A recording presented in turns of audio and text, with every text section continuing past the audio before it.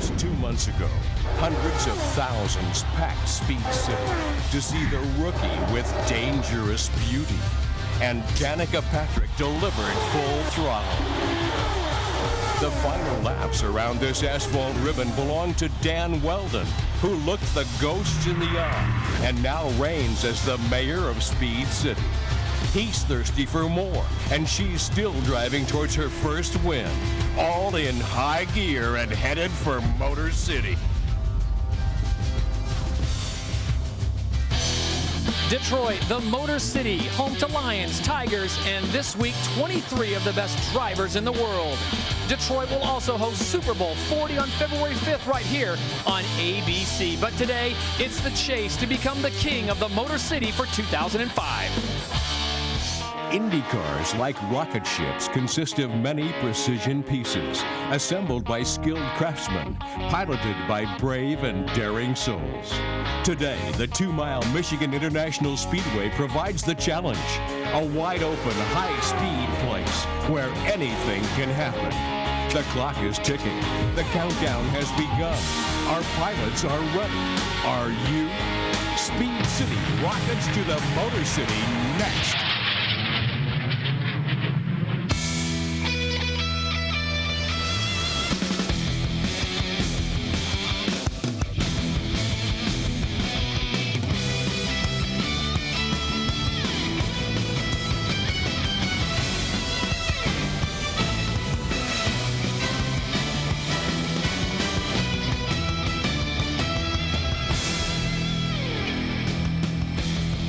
Welcome to Firestone Race Day from the Irish Hills of Michigan, 50 miles west of Detroit Rock City. And we welcome you back to the IndyCar Series on ABC Sports. It's been a while. We haven't seen you since May 29th, and that was the 89th running of the Indianapolis 500, where Dan Weldon picked up the victory. A lot of stories to bring you up to speed. We'll also have side-by-side coverage for you today right here on ABC Sports Championship Television. Well, our points leader, Dan Weldon, he had a great start of the season, winning 4 of the first 5 races. Since Indianapolis, he has been 0 for 5. Today, Dan Weldon tries to get things back on track for Andretti Green. Another story we've been following all year long, and that is the meteoric rise of Danica Patrick, number 16 for Team Rahal Letterman. Will today be the day that Danica picks up her first victory? She was the first woman ever to lead the Indianapolis 500, and she is still looking for that first visit to victory lane. Also, engine parity, Chevrolet, Honda, Toyota, take your pick. They've all been in victory circle this year. Who will dominate today? Many think it's Honda's turn to return. They are the defending champions here at the Michigan International Speedway. Lots of information, lots of great pit reporters, and we start off with our Jackaroo. Todd, when we were last here on ABC, we watched as AGR's Dan Weldon was swigging milk in victory lane at Indy. But since then, his teammate Tony Kanaan scored a razor-thin win at Kansas. And teammate Dario Franchitti strummed the winning tune at his hometown Nashville track. Then last week at Milwaukee, Weldon was leading until his team called him in for fuel, while teammates Franchitti and Kanaan were told to stay out. But that gambit failed when, with only a few laps to go, Sam Hornish Jr. took the top spot and the victory. That relegated Franchitti to second, Kanaan fourth, and Weldon to fifth. And Todd, you may think that we're talking about 3 drivers. No, guess what? Andretti Green Racing has 4 drivers, and Brian Herta decided to better the other 3 by putting your car, the XM satellite radio car, on the pole here. They give you the setup, or did you just go for something different? Always trying to stir the pot, aren't you, Jack? Always, always. No, it's just, you know, these tracks is such subtle differences that, you know, my guys just got it right for qualifying, but I know that in the race, it won't be long before I see these guys, so I'm looking forward to running with them. Watching the practice, that final practice this morning with the 4 of you, you got out there and you started trying to run and dance together. Dan Weldon, how important is it going to be to have these 3 teammates if you hope to get back on the winning side of things today? Well, these guys have, you know, generated most of my success between them. They've made me a much better person, and, you know, as teammates on a super speedway, you can definitely help one another, and that's what we will be there to do. Tony and I are standing a little further back than Brian and Dario, but we're definitely going to try. Tony Kanaan, 1 year ago, it was a miscommunication that may, and I say may, have cost you a chance for a victory. Does this place owe you a race? Oh, I think we owe ourselves a race. So this place has been so good to me. It gave me my first win in 1999. So And one of the most disappointing weekends for me was last year, but we'll try to fix that. We definitely have good cars here, the four of us, so we'll try to take control of the front. I was going to talk to Dario Franchitti, but Dario, you're still too busy trying to learn how to strum that guitar in Nashville. Well, I got to get it back from the team first. I guess they sent it away to get a replica made. So as soon as I get it back, it's going to be music lessons at my house. Doc, they're not the three Musketeers. They're the four top contenders today. Hold on, we gotta say hi to our friend Darren Manning at home. Hopefully. Jack, they are polar opposites in personality, but Castor Neves and Hornish often race as a mirror image. Hornish was first to victory lane in March at Phoenix, and all seemed cool in the Penske camp. Back in May, the date was Friday the 13th when Sam hit debris from Paul Dana's crash and went on this scary ride. He walked away and rebounded to lead the Indy 500, only to have his day end against the wall. This was the view out of Elio's rearview mirror in Richmond. Sam's wild slide followed by Elio's first fence climb of the year. And then last week at Milwaukee, running 1-2 on a hot and slippery surface, the mirror image cracked. Really wish that wouldn't have happened, but at least we got one car in victory lane. There was enough people with more power than me to talk to him. Well, I saw it. I don't have to look at it again. He got underneath him and I think started to get out of it on the brake and slid up a little bit and got the rear tire of Elio, and that got him in the wall. Well, you can easily tell from Sam Hornish's subdued demeanor in victory lane last week and Elio Castroneves' reaction when he climbed out of the car that both these teammates were shaken by the incident on the racetrack. Now, guys, I got to ask you, what have you done to resolve the issues of last week at Milwaukee? Elio? That was pretty easy. I just gave my bank account, and he's ready to write a check. Nah, just did you get my bank account? No check. No. Hey, what did Roger Penske do? Now, what has he done to step in and maybe assure this doesn't happen again? Basically, Roger said, you guys are teammates. You need to do whatever it takes for, both of you to be up there and to be finishing. Obviously, Elio and I, never want to run into each other under any circumstances. We run each other close, and we both, push each other to the next level, I guess, as far as being competitive. But I think the thing that Roger just wanted to make sure we don't have this problem again, give each other a little bit more room out there. We're fighting for a common goal, and one car is going to go to victory lane in the end. And, we just need to realize, when one car is a little bit quicker than the other one, let that guy go, because it could benefit both of us in the long run. 400 miles on a high-speed, high-banked oval. What's the key to success today, Elio? Well, obviously, find a partner. Basically, Sam and I are going to, unfortunately, start in the back. That's not the way we want it, but it's a long way, 400 miles. You need to stay draft because, obviously, the other guys with the more power, they seem to go pretty easy out there. But be patient. Let's go for it. All right, guys, thanks for your time. Good luck. And you guys play nice today, will you? Oh, absolutely. He sent me flowers the other day. Okay, Jamie. Thanks, Doc. A year ago here at Michigan, who could forget the sickening sight of Thomas Scheckter running into his own pit crew? The most serious injury was a broken leg suffered by Steve Namasnak. The troubles continued the next race at Kentucky when Scheckter pulled out of the pits with the fuel hose still attached. This year, things weren't looking any better, with 3 DNFs in the series' first 3 races. In Japan, however, it looked as though the bad luck was about to end until Thomas, while leading, ran out of fuel with only 2 laps to go. Well, that breakthrough win finally occurred in Texas, his first win with the Panther team, and his first as a driver since right here in Michigan 2002.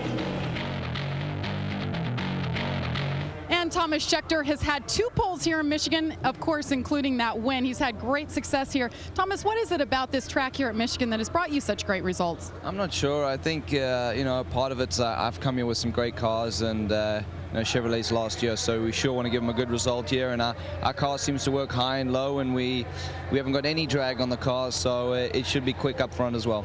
Well, I have to ask you, basically your team is the same, your car's essentially the same. What is it about Thomas Scheckter that's so different? The last 5 races you've had 4 top 5 finishes, including a win. Last year Thomas Scheckter versus this year's Thomas Scheckter, the difference? I'm not sure, but it's great to be back up front again, and so much motivation throughout the team. And I think the one thing that was a big help was that win at Texas. It really gave everybody the confidence to know that we can do this week in and week out, and so far we've been doing it. And for sure it'd be great to have another W here. Another W, and he has a little extra motivation to win here today. One of their crew members, longtime transport driver Jerry Oberle, died of a heart attack on his way to this race, so our thoughts and prayers are with he and his family. Todd? All right, thank you, Jamie. And our thoughts and prayers also go out to the Oberle family. I'm now joined by my colleagues, Scott Goodyear and Scotty. We talked about so many teams that are on a roll in 05. One team that I really thought would be up there, but they just aren't, and that's the Ray Hall Letterman team. Certainly one of the super teams in this series, Todd. And, you know, they won 3 times last year, including the Indianapolis 500. But the leader, Buddy Rice, has not had a lot to cheer about so far this season. But possibly qualifying third here will actually get him out of darkness. You know, he really pulled down deep to actually get that great qualifying time. It just might be his weekend. Buddy Rice is the defending champion. We'll see if he can turn it around. Let's talk about patience. That is the buzzword going throughout the pits. This man, Scott Goodyear, won twice here. Scotty, I know you used a lot of patience there, but when you know when the helmet comes on, patience goes away. Well, the patience come into play when you actually have to get to the end of the race. That's the key thing for all the drivers today. But, you know, the last 100 miles actually is becoming race time for all these guys. They got to get the job done. You have to dig deep down inside to actually sometimes get the pass. You have to be brave, and sometimes you have to go outside your comfort zone. No question about it. We will see if it'll be Danica or Buddy Rice getting Ray Hall Letterman back into victory circle. Well, we've come back. You've heard from the critics. You've heard from the fans. You've heard from everyone about Danica Patrick. We come back, Danica Patrick on Danica. There's nobody out there that wants to do well more than me. So for someone to say, well, you know, you should have to do this or we want you to do that, I promise you there's nobody out there that wants it more than me. She has put the buzz back into the Indycar Series. Number 16, Danica Patrick for the Ray Hall Letterman team.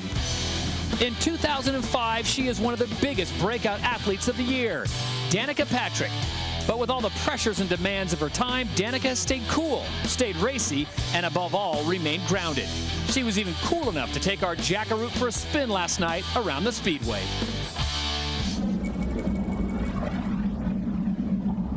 What do most people not know about you, Danica?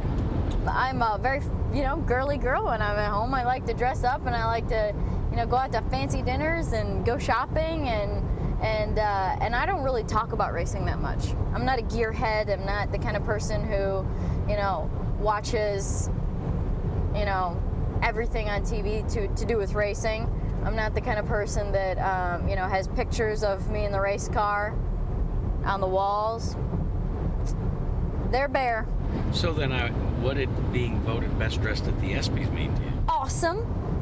That's the best part. Ananda Lewis, who I've watched on TV and MTV and wherever else all the time, she gave me the Best Dress Award, which was very flattering because, you know, we're showing up as athletes and where I do get to dress up more than a lot of other athletes because they're mostly guys, I guess.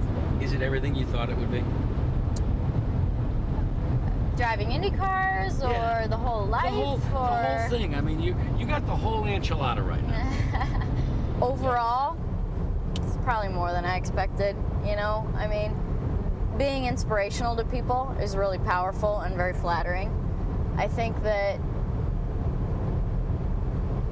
the feeling that I get when things go well and the feeling I give to my family when things go well even, that's good too. That's really nice. You know, that's what I was saying earlier, that all we want to do in our lives, I think, is impress our parents and make them proud. And so that's all I'm trying to do. And pleasing Dad TJ and Mom Bev has been one of the things that Danica Patrick has been most concerned about, but also the learning curve for this rookie in IndyCar competition. I just talked to her engineer, Ray Lito, and he said we've made gradual stages. And Jerry Punch, one of the things that Danica Patrick feels that she is ready to do is not only race with the fast guys in Indy cars, but win as well. Well, Jack, last year, Danica's teammate Buddy Rice used some clever strategy to steal the victory from Tony Kanaan here at Michigan. It was his third win, putting him in contention for the championship. But those title hopes would go up in smoke 1 month later in Chicago after Rice made contact with Darren Manning. Despite this dramatic somersault, he escaped without injury. But his world has been topsy-turvy ever since. In 2004, he won the Indianapolis 500. But this year, he was unable to defend that title due to injury suffered in a crash during practice. Buddy's 2005 stats are abysmal. Currently 16th in points, his best finish is a third. And in 9 races, he's recorded 5 DNFs, including one last weekend at Milwaukee. Buddy's bad luck might be changing here this weekend. You know, after struggling to get this car in the top 10 in Saturday morning's practice, he posted an impressive qualifying run and will start third here today. You know, last year at Michigan, Buddy played a waiting game, content to sit behind Tony Kanaan and ride until the final 10 laps. This year, after leading only 12 laps over the first half of the season, don't expect Buddy to be patient. Buddy Ross will lead as early and often as possible.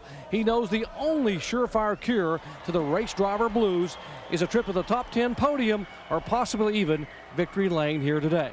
Jamie Little. As an owner, Chip Ganassi was a major player from 1996 to 2003, including 3 straight kart championships from best friends and teammates Alex Zanardi and Jimmy Vasser. Juan Montoya had little competition as he dominated the 2000 Indianapolis 500. Ganassi turned to the IndyCar Series full-time and with Scott Dixon took home the 03 title. But the downfall since has been swift, expensive, and sometimes painful.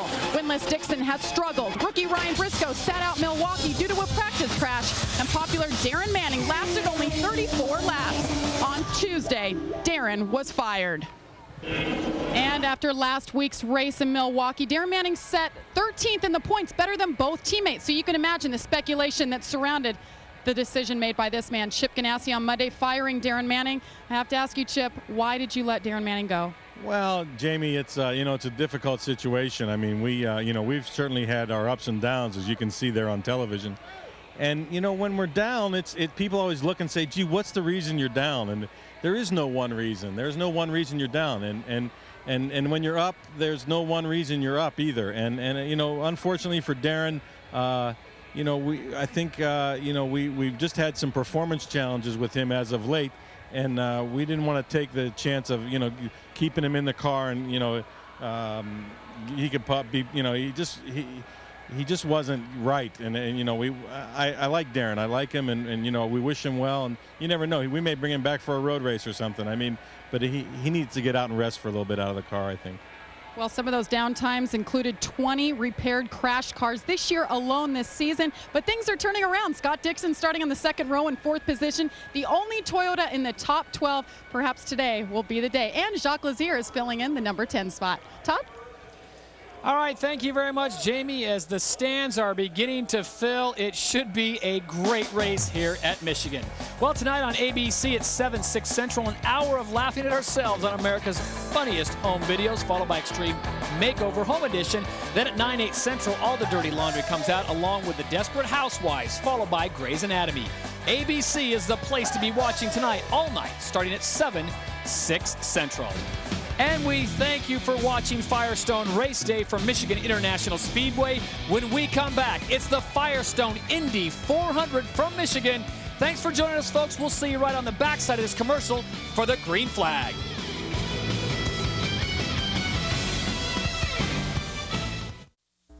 Oh, he's upside down! Oh, man! Michigan, fast and unpredictable. It's where an amazing 12 open-wheel drivers have captured their first career victory. Today, will Danica become the lucky 13th? Teammate Buddy Rice, the defending race champion, is looking for his first win in nearly a year. Points leader Dan Weldon captured 4 of the first 5 races this season, but is 0 for 5 since. Last week, 6 + 3 = 1, as Penske Racing's Sam Hornish Jr. celebrated win number 2 in victory lane, while teammate Elio Castroneves was less than happy. Roger Penske used to own this track, literally, but hasn't won here since Rick Mears did it 14 years ago. Who will master Michigan today? 400 miles lie ahead. It's the Firestone Indy 400 on ABC Sports on a picture-perfect day from the Michigan International Speedway in Brooklyn, Michigan, some 50 miles west of the Motor City. This is race 11 of 17 as we take a look at the Firestone starting grid. And it's appropriate that a Michigander is atop the polls. He's a native. Brian Herta from Warren, Michigan, now living in Southern California. And Scott, keys to the races are next. Well, horsepower is certainly king around here, Todd. Toyota brought an updated engine. It certainly helped Scott Dixon be the fastest in warm-up this morning. Point number 2, drafting, very important here, not only to pass the car in front of you to get the lead, but also drafting will actually help you save a little bit of fuel, which will be another key to the race here today. And the brave factor, you certainly want to keep your foot on the pedal. Try moves that you don't know if you'll get away with. You just sort of dig deep, try and get it done, and if you can make it happen, you just sort of pinch yourself and say thank you. We have time for a quick pit whip. Let's check in with Jackaroo. Well, why do you have to be brave here at Michigan Speedway? The reason, because you have to dial as much downforce out of these cars as you possibly can stand in order to go fast. I asked Scott Sharp to try and give me an analogy of what it's like, and he said quite simply, Doc, it's like trying to balance yourself barefoot on the edge of a giant knife. Well, Jack, this day for Danica Patrick's mom, Bev, it's really emotionally draining. On the one hand, there's the hope and anticipation fueled by the knowledge that 12 of open wheel racing's greatest names have collected their first win here. And on the other, there's the fear and anxiety of watching her little girl zip by at almost 220 miles per hour on a track noted for high banks, high speeds, and high risk. This day could yield history or horror. All this seen through the eyes of one very worried mom. Jamie? Well, Dr. Punch, we have 2 new faces in the field. We already mentioned Jacques Lazier, who's joining his brother Buddy Lazier, so we have brothers racing in the field. But Townsend Bell is back in the number 2 car, filling in for the injured Thomas Enge. He ran here last year. He finished 8th. Be watching for the number 2 Rockstar car. Guys?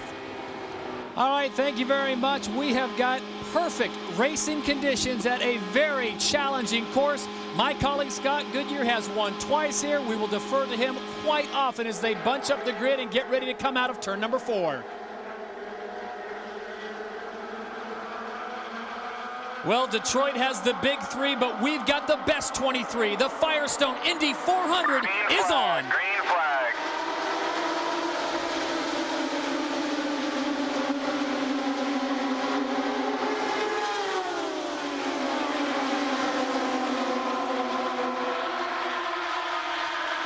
Look how many rows wide you have, Todd. 4, 5. It's that wide racetrack we have here. 73 feet wide in the turns, 18 degrees. Looks like a little bit of passing maybe going on below the white line down the backstretch already. Number 7 in the XM satellite car, that is Brian Herta on the pole. You are riding on board with Thomas Schechter, who's sitting number 2 right now in the Panther Pennzoil Chevrolet number 4. 1 lap complete in Michigan.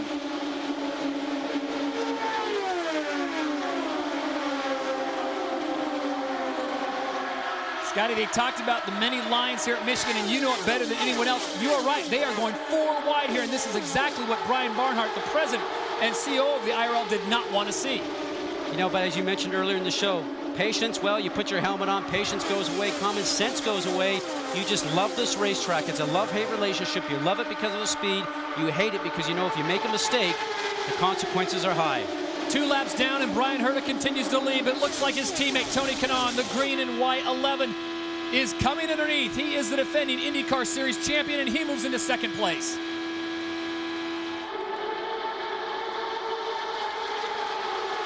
In that group of cars right now, 4th place, Scott Dixon, a Toyota-powered car. We mentioned that Toyota's brought a new updated engine for this racetrack. What a great job he's done. It's put a spark back in his driving, I would have to say, Todd.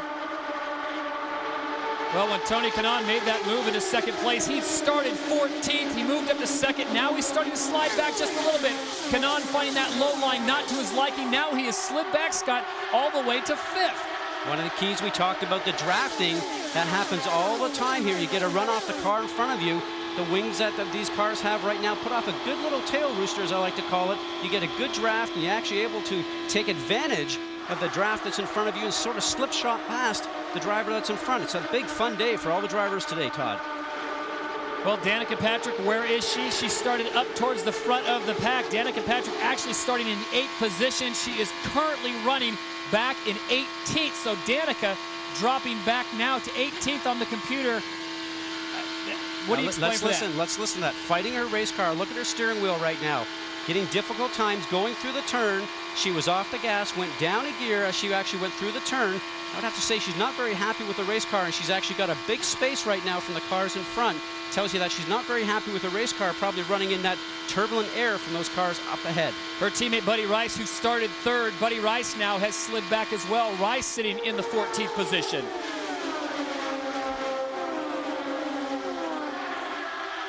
There's Buddy Rice on the low side, number 15. He is the defending race champion.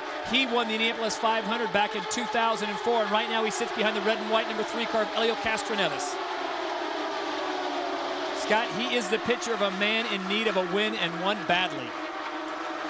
Makes you wonder if they made some changes to the car before the race itself. We had warm-up this morning. A lot of guys went well in warm-up. It was a lot cooler. The temperature right now is 84 degrees outside, 134 on the track temperature. There's Tony Kanaan currently sitting in 6th place. We talked about him starting 14th, moving all the way up to 2nd place. Scott, this is something we've seen from him as we look at the replay one more time. This is his MO as we look on board from his teammate Dario Franchini's car. Now watch the 11 come through on the left side of your screen. Cuts through the cars. Excuse me, pardon me, I'm coming through. Even his teammate Dario was probably saying, where did that come from?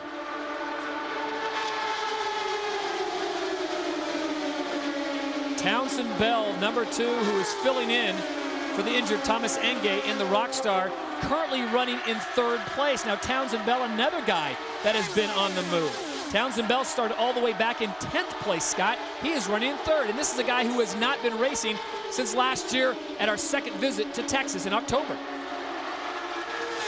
Jamie Little? Guys, I just talked to Doug Bowles, one of the co-owners of the Rockstar number 2 car. I said, what's happening with Townsend Bell? He's just jetting to the front. He said, all he said was, I want to drive the car, guys, leave me alone. And he hasn't said a word since on the radio. Jack? Well, Jamie, I just talked to Kim Green in charge of the 7-Eleven car for TK for Tony Kanaan. Kanaan backed out of the throttle there and lost those precious positions that he gained on that start. I asked him if there's a problem. He said, no, the problem here at Michigan is if you have to back out of the throttle.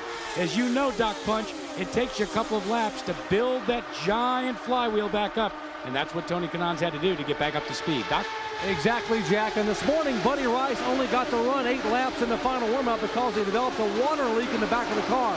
That limited his track time, and right now, they had to take the car apart and put it back together. He is experiencing problems with the track being very slippery, with basically the car being very, very slippery on the racetrack right now. He'll have to come back and dial the car in because he missed most of that session here this morning. Buddy Rice, number 15 on the left side of your screen. He is running with Elio Castroneves, number 3, the red and white Team Penske cars. We go back to the front of the pack. Brian Hurta, the pole sitter, continues to lead, followed by Thomas Schechter. And Dan Weldon now sliding into the picture. The overall points leader and the defending Indianapolis 500 champion, Scotty. Somewhat of a surprise. He is running the Honda Power, which we thought would be the dominant power today, but Dan Weldon was all over the track in final practice. You know, when I spoke to Dan last night, as we watch this group right now, we're looking at Sam Hornish. Remember that situation they had last weekend? Danny said to me last night, we're not quite sure. You know, we've done a motor change, and we just have to actually see what we can come up with, but it is a long race. We just have to be there at the end. He's a guy that's actually got a lot of patience as the season has worn on. Sam Hornish Jr. starting 13th, now running in 6th place for the Marlboro Team Penske team. It's Hurta, Schechter, and Weldon, your top 3 here at the Firestone Indy 400. We'll step aside. We're going side by side. We'll be back to Michigan in just a moment. He is a native of Michigan, Warren, Michigan, now living in Valencia, California. Your pole sitter, Brian Hurta, part of that very powerful Andretti Green racing team, and he continues to lead right now as we have completed 17 laps here at the Firestone Indy 400 Michigan International Speedway. Todd Harris along with Scott Goodyear, Dr. Jerry Punch, Jamie Little, and Jack Arute.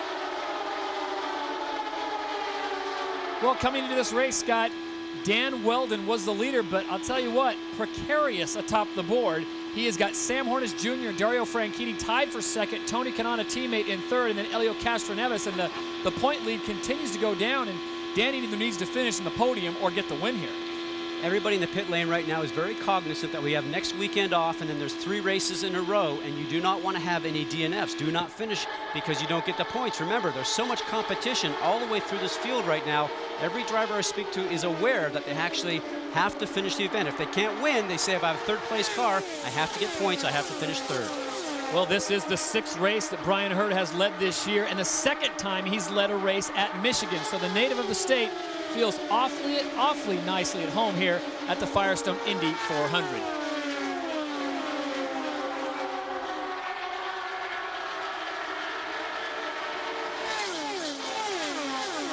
Speeds right now hovering right around 215 miles an hour. As we get a look at the 27 car, that is Dario Franchitti, a man who has already picked up a victory this year.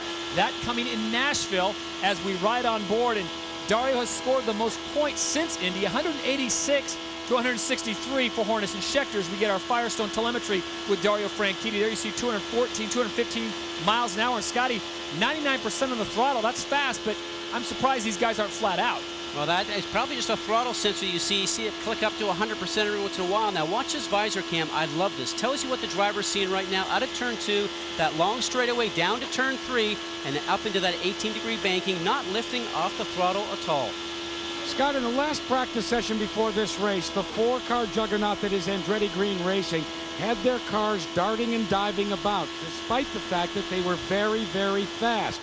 All of the drivers asked for some minor tweaks. What they were looking to try and do is compensate for a seam that exists all the way around this 2-mile racetrack between each lane. When the cars are running in one lane, they're very, very stable.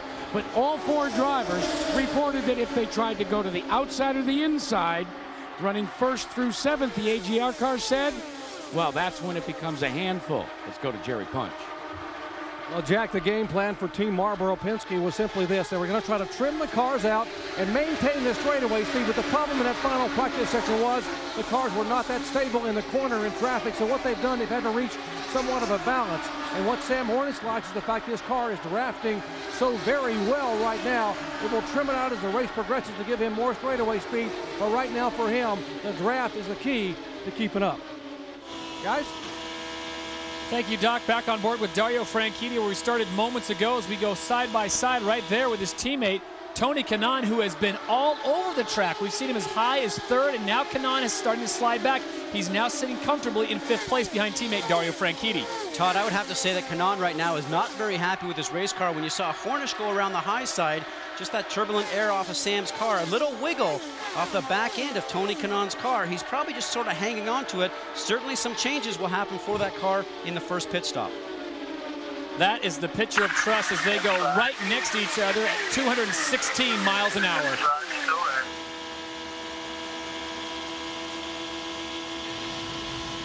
Well, here it was moments ago. Sam Hornish, number 6, going around Tony Kanaan.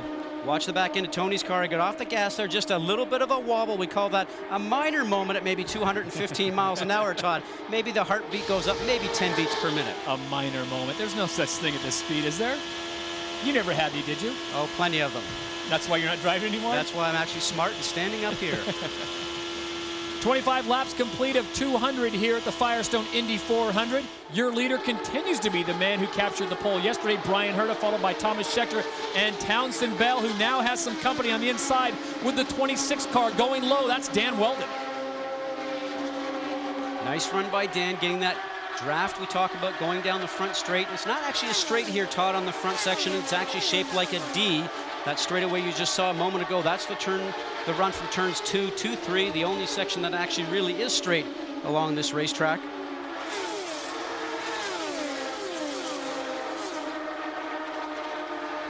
Number 17 is Vitor Meira, part of the Ray Hall Letterman team that we talked about at the start. Here's a guy that's looking for his first win in the IndyCar Series. He is running 8th right now.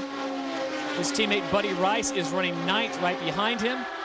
And we find Danica Patrick has slid back to 20th position. Now, for those of you who are polling for Danica, the rookie, Scotty, we've seen this before. Danica is patient enough and she's got enough poise. Don't count her out just yet, despite the fact she's running 20th. Last year, Buddy Rice told me he slid all the way back to 16th and still won the race. As we ride along with Danica right now, remember, she's a smart race driver. Behind, that's Carpentier in front of you. Getting the information from the spotter. No traffic behind, so she doesn't have to worry about looking in the mirror. She can concentrate exactly on what's going on up front. The 83 of Patrick Carpentier, the Red Bull Cheever car just to the right. That's a Toyota-powered car, and right now she's got to try and get that slipstream and make a move going into turn 1, down to Doc Punch. And Scotty, they've commented that Danica said the track is very, very slippery out here. Remember, she dropped way back at Indianapolis and fought her way back to the front to be in contention in the final laps. They are going to make a major air pressure adjustment on her first stop. And what they told her a moment ago is take the rear bar and go all the way as soft as you can go and see if that'll help. Right now, she's struggling with the handle on her machine. Guys? So Danica Patrick continues to fight the track right now. We'll keep our eye on her. Brian Herta continues to lead with Thomas Scheckter, but how long can he stay there? Will Scheckter track him down, or will he be a teammate like Dan Weldon or Tony Kanaan? Stick around and find out.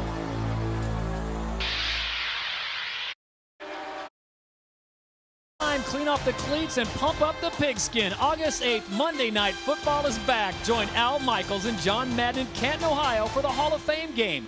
Rookie head coach Nick Saban leads the Dolphins for the first time against Lovie Smith and the Bears. It's a Monday night football preseason special, 1 week from tomorrow, 8 Eastern, 5 Pacific, right here on ABC Sports.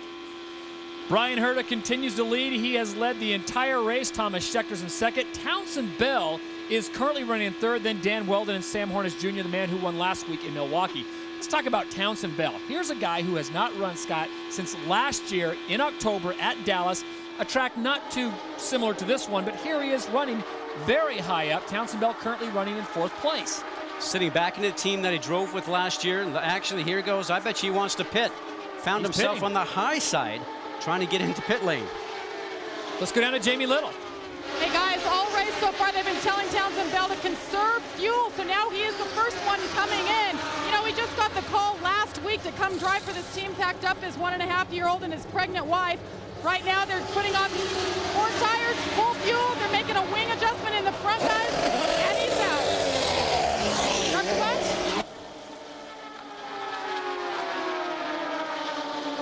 So Townsend Bell makes the first key move, and it looks like Vitor Meira is going to join him on pit row. Roger Yasukawa, number 24, has also already come in. Scotty, I like this. I think this is a great move by him as we get a look at our leader, Brian Herta, number 7 in the XM Satellite car. Well, the only thing that I would have done differently, I was Townsend Bell, and I've actually tried to get out and stay out as long as possible, maybe come in with somebody to pit around the same time, like Sam Hornish, because when you get back onto the racetrack, then you have a partner to get out and draft with, and maybe keep your speed up so you're not out there trying to push all the air by yourself. Well, the floodgates of the pit gates have opened, and everyone's starting to take a look at it. Briscoe's in, Carpenter's in, Kite's in, and your leader, Brian Herta, has also come in.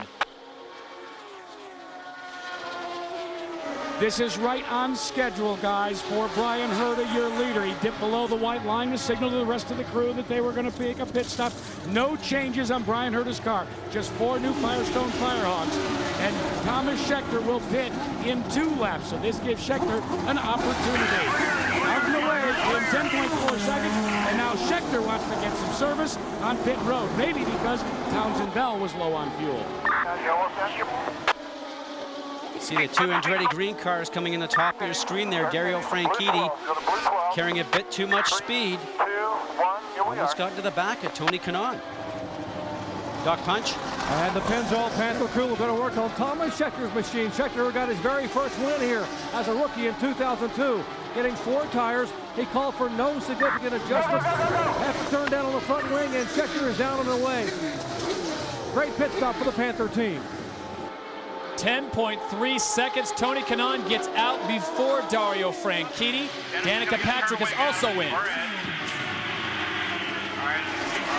Guys are going to take out on Danica Patrick, taking out front wing and adjusting the tire pressure. She had complained the car was very, very slippery, so a major adjustment for Danica Patrick to try to dial that car back in and give her a shot to run back toward the front of the field.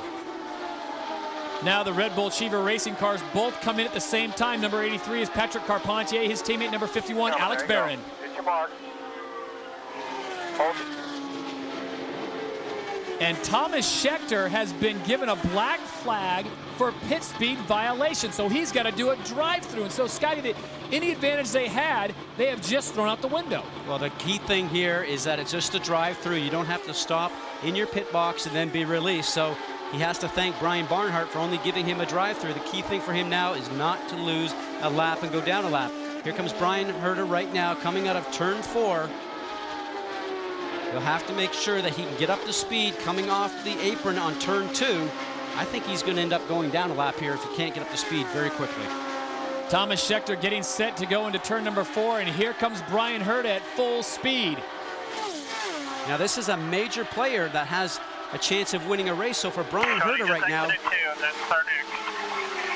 and that was the information going to Thomas Scheckter, that Herta had just exited too. If I'm Brian Herta, Todd, I'm sitting in the car and I can see Thomas Scheckter up ahead and say, if I can get this guy down a lap, maybe I can sort of dispense with him and not have to worry about him about being one of the contenders for the race win.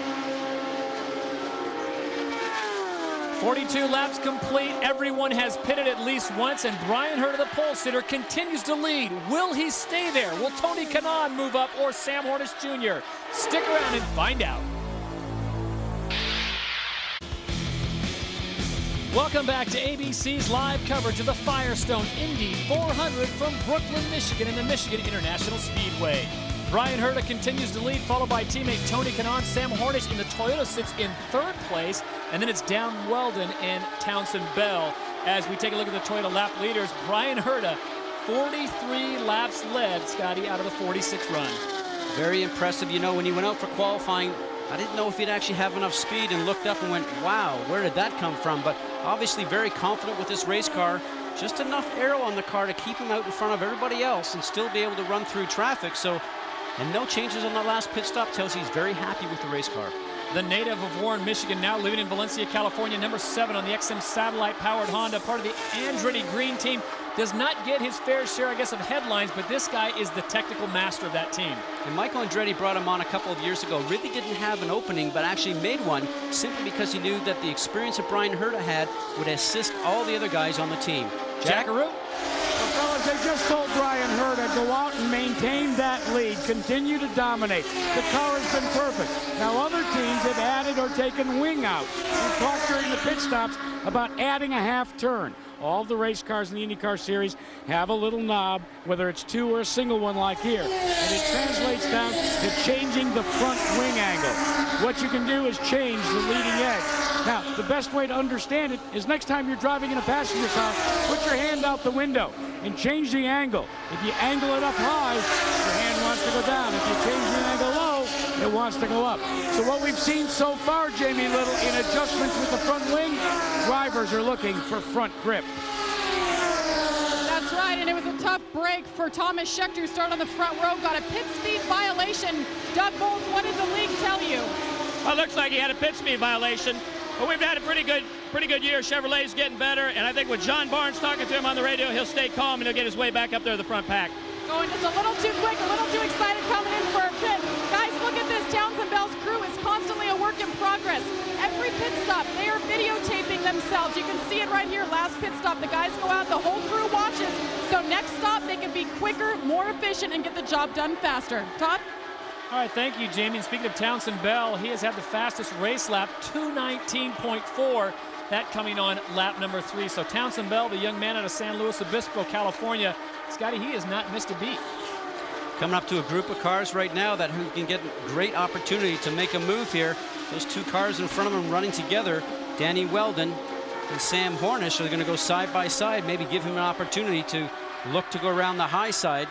A little push in the middle of the turn there, probably got off the throttle a little bit. Now he's going to open up for Dario Franchitti to come put a little pressure on Townsend Bell. There is Tony Kanaan, number 11, the green and white cars. They come through on the inside. Sam Hornish Jr., number 6, and just to his outside, that is Dan Weldon. And this time, Sam Hornish Jr. decides, you know what, maybe I'll slip behind Weldon for a while and run there just a bit. And look at that, Scotty. They're going to run a lot better in a group like that, conserve fuel. It's safer, but when have you guys ever concerned about safety? You're all about speed. Well, they went in line, and you have an opportunity going to turn 1. If you have the opportunity and the RPMs pick up and the car feels better, a different vibration through your seat, you just think, I got to take it. Hard to have any patience as a race car driver when your car is working real well. You see, they're still running 3 lanes here, Sam Hornish being on the top. We talked about the 73-foot wide turning area in all these turns here, 18-degree banking. That's why these drivers can run flat out. A lot of room to make your car go around through the turns, and if you actually end up getting some dirty air from the car in front and a little bit of wobble, as we see right there off Townsend Bell, you have some room to recover because of the width of the turns. Well, let's go back and look at this a moment ago. The pass when Dan Weldon and Sam Hornish started working together. And now if they're working together, Scott, let's watch the hand in the middle of Sam Hornish Jr. Is he telling him, come along, or is that the international signal for your number 1? You know, he's just sort of saying, why don't you go ahead and maybe either that or stay in line, because they know they can actually save fuel, as you mentioned a moment ago. If you can go from a 2.3 to a 2.5 or 6 on fuel mileage, you're going to end up getting another 2 or 3 laps over the full fuel stint. So that's what those guys are probably looking for. Jerry Punch? Well, Scott Goodyear once again is exactly correct. Scotty, Sam Hornish is doing exactly what the captain, Roger Penske, told him to do 5 laps ago on the radio. He said, right now we don't have the power straightaway speed to run with them, so stay where you are. Let's make fuel mileage. Remember, a year ago, Tony Kanaan dominated this race but lost it because he had to conserve fuel late and got past in the final 10 laps. Sam Hornish now playing a fuel game here after the first pit stop with 20 laps to go until the next stop, sitting in line very patiently listening to Roger Penske. All right, thank you, Doc. I don't know about Scott Goodyear right again. That hurts. I know Scotty's getting his wallet out right. I slide you over a 20. Race average speed at 1/4 distance, over 211 miles an hour. Will the pace continue? Will it move up? Stick around and find out when we return.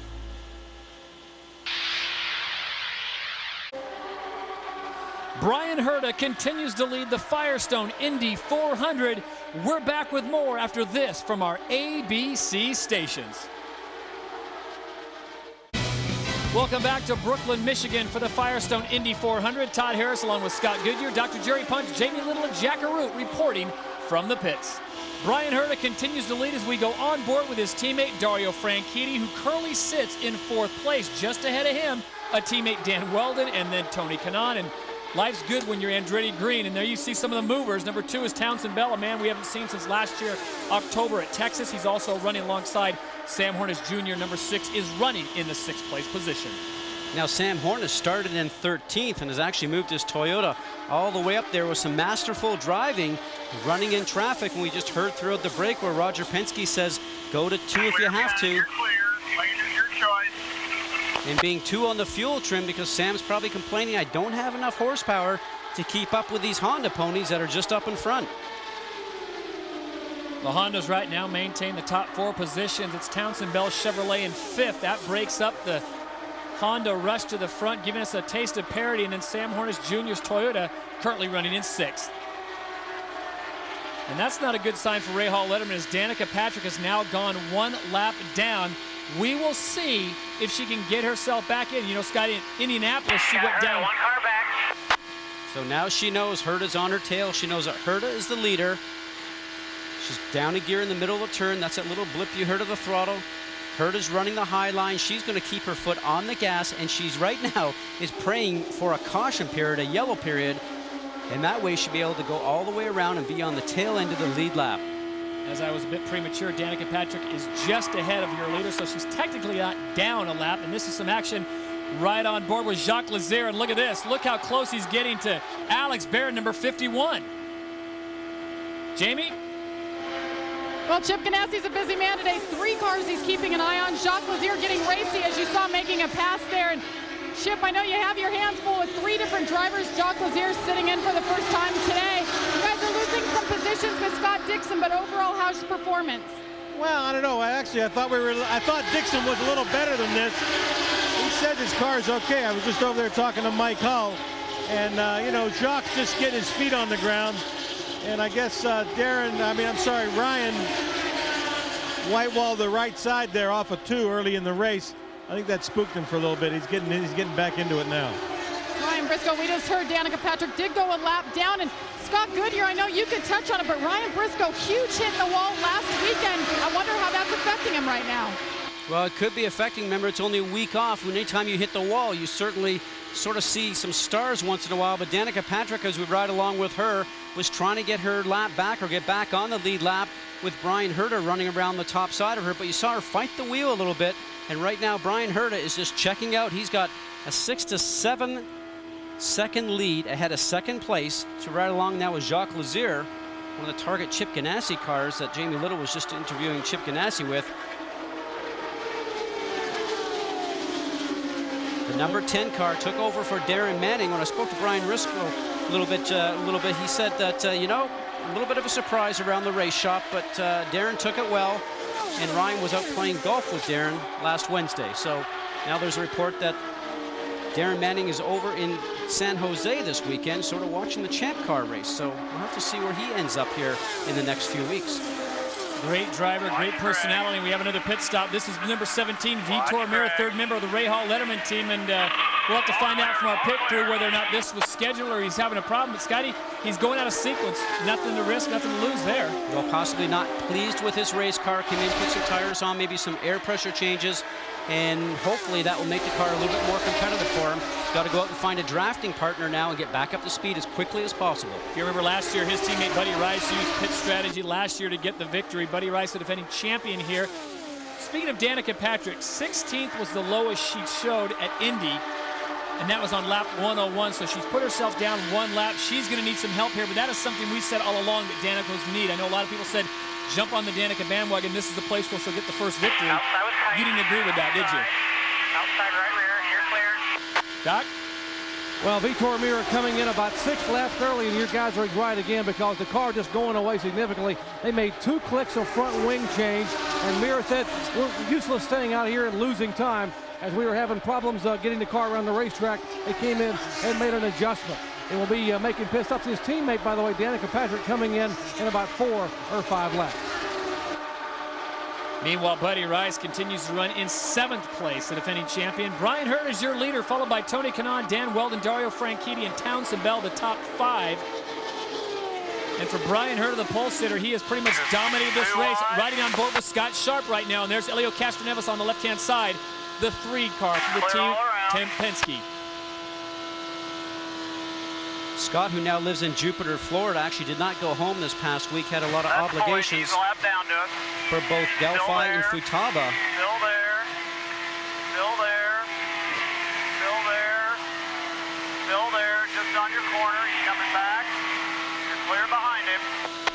Now that's in your ear as a driver all the way around the racetrack sometimes, Todd. It's amazing. But getting back to Scott Sharp, a lot of commitments with both Delphi and Futaba here in the Detroit area this last week. Spent a couple of days in Chicago with his family and then went to work on Wednesday, Thursday before reporting to the racetrack on Friday.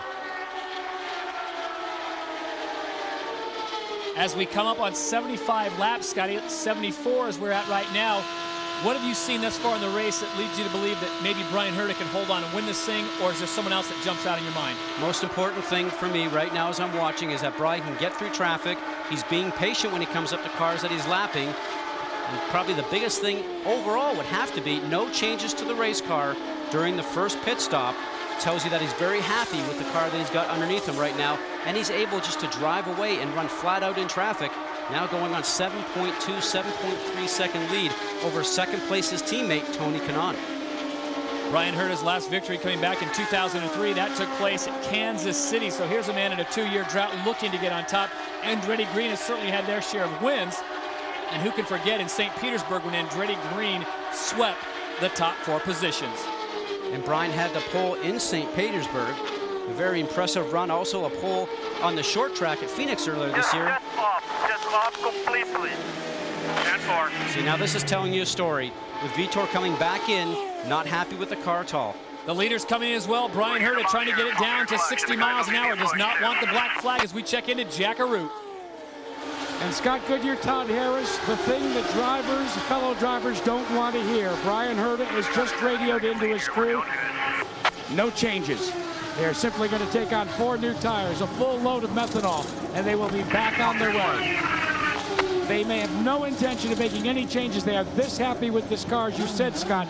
Problem now is to take in as much fuel as they can. He is off and away, Jerry Punch, in 10.1 seconds. Elio Castroneves, scheduled pit stop, slight air pressure adjustment. Elio complaining of a bit of an understeer around the racetrack. Good pit stop for the team Penske efforts for Elio Castroneves. His teammate coming in, Sam Hornish, next time by. We're getting word that Townsend Bell had his problems at his pit stop. Number 2, filling in for Thomas Inge in the Rockstar Chevrolet. We'll try to find out exactly what happened. Buddy Rice also has come in for a pit stop, the number 15, the man who won here last year. These guys are so good. Let's go hard. Let's give us a lap or 2 in spot 1, then you go out. You know, you think about the pressure on the crew. I always thought about that when I was driving, Todd. You come down there, and the work that those guys get done in about 10 seconds with 4 tires and 30 gallons of fuel is absolutely amazing. AGR threesome coming down pit road. Jack Arute. Well, Todd Harris, 3 of the AGR cars are on pit road. As Brian Hurd, the leader, has already taken off. Dario Franchitti's team has gone to work, as has the 7-Eleven crew for Tony Kanaan. In all cases, you can hear the holding has been simply to take on a full load of fuel. Kanaan's team was quick, but not quick enough. Teammate Dan Weldon sneaking out in front of him. There's number 6. That is Sam Hornish Jr. for Team Penske. Danica Patrick is also coming back down pit row, so problems persist. We'll follow Danica on this pit stop. Vitor's car is disabled here. You'll have to go around him. Wait for it. Wait, go. You're all right, clear. 8.9, and that was with a wait and go, Scotty. For a second there, you're all right. It's all green. Reset the fuel. Let's check in with Jamie. Well, Todd Townsend Bell came in. You guys called it. He had a problem with the air gun on the front left tire. They got it back on, though, so his pit stop was about 14 seconds long. The crew is very disappointed, but no changes on the 2-car. And that on the heels of Scott Goodyear's comments as a former driver. That is so much pressure on them as you come in. You basically have to be perfect for 10 seconds or less to give your driver a chance. Brian Herta has moved back to the front of the pack. We'll sort it all out after those pit stops when we return to ABC's live coverage from Michigan.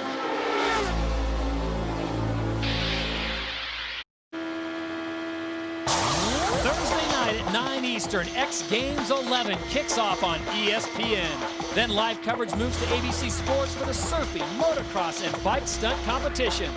X Games 11 Thursday on ESPN, next Saturday and Sunday 3 Eastern on ABC Sports.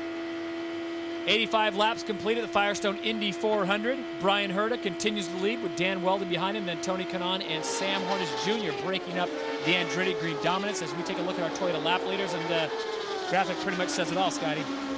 Brian right now is able to run about a mile an hour faster than everybody else in the racetrack, Todd, and he's running by himself most of the time. These guys here, as you see right now, are all running together trying to draft each other, and they're still not being able to run his pace. Just tells me that his car right now is just the class of the field. Weldon, Kanaan, and Sam Hornish Jr. in that shot. And Sam Hornish is the guy that's playing it very smart, sitting third in that group that you just mentioned, Todd, saving just a little bit of fuel. Let's check in with Jack Arute, who's with the brainchild of Andretti Green. Well, let's find out from Michael Andretti what he thinks is accounting for the domination of his driver, Brian Herta, today. I don't know. I mean, the car's just been perfect all weekend, you know, ever since qualifying on, and he's real happy with it. But, you know, we've been here before. It's a long way to go, but so far so good. But as a driver, Michael, when you have a perfectly balanced race car like this, what does it allow you to do? Be a little more patient, you know, when you come into pits, be a little more patient, things like that. But, you know, we haven't seen how he's run in a group yet, so he's been able to run out front. So hopefully we can keep him out front. I don't want to stick him back in the field, so we'll see. We will see, Dr. Barry Punch. Well, Jack, Vitor Mira came in for an early stop and an unscheduled stop 3 laps later. Let's check in with Henry Wolf here. And Henry, an unscheduled stop for you guys in Vitor. What was the problem? We had a misfire before the first stop. That's why we pitted a lap early. We thought it went away. It was just a one-time thing. It came back again. Got worse and worse. We had to come in and change the electronics. Well, on Henry Wolf changing the ECU box inside Vitor Mira's car. It cost him 8 laps on pit road. So after qualifying in the top 10, he has fallen way back in the pack. Sad news for those folks that were on the Vitor Mira bandwagon thinking this was the race that he'd pick up his first victory. Not his teammate Danica Patrick. Going back to Michael Andretti, here's a young man who has 2 victories here. He's a 2-time winner here. And you know, the only other person that has 2-time winner, as much as it pains me to say, is my colleague, Mr. Scott Goodyear, who constantly reminds me of that at Tim Hortons, that he is a 2-time winner. That gets you access to the Champions Club, doesn't it? Champions Club, you know, free coffee. But I'll tell you something, when you get out of the car and you stand up here, Todd, and you look to see the speed that the cars are going continuously for all 400 miles here, you realize just how fast this track is. And we talked about that in the opening of the show. It's just amazing the speed that you run here all day long through the entire race. And that's why I mentioned when you drive away from here at the end of the day, in your rental car, you sort of pinch yourself to sort of say, hey, I'm real. I'm actually getting away out of here unscathed. Well, something to make Mike Landretti very happy right now. All of his drivers are in the top 5. Brian Herta, your leader, Dan Weldon in 2nd, Tony Kanaan in 3rd, and Dario Franchitti running in 5th. But this past week has not been all peaches and cream for Andretti Green. They were involved in what we like to refer to Autograph Gate, where they did not attend a mandatory, and that's the key word, mandatory autograph session in Milwaukee. There was a little bit of, I guess, disagreement on what they should have been and who had what line and who had more people and who had a private line. But here's the rule. Article 7.1b, during events, IRL shall conduct driver autograph sessions. Failure to participate may result in fines and other penalties. And I hear it's in excess, not over $50,000, but more than $30,000. But they've all hugged and made up, and hopefully we will all get along the rest of the way. Brian Herta continues to lead here on lap number 92. We come back, we will document the past 10 years of a great American company, Firestone and the Firestone Firehawks.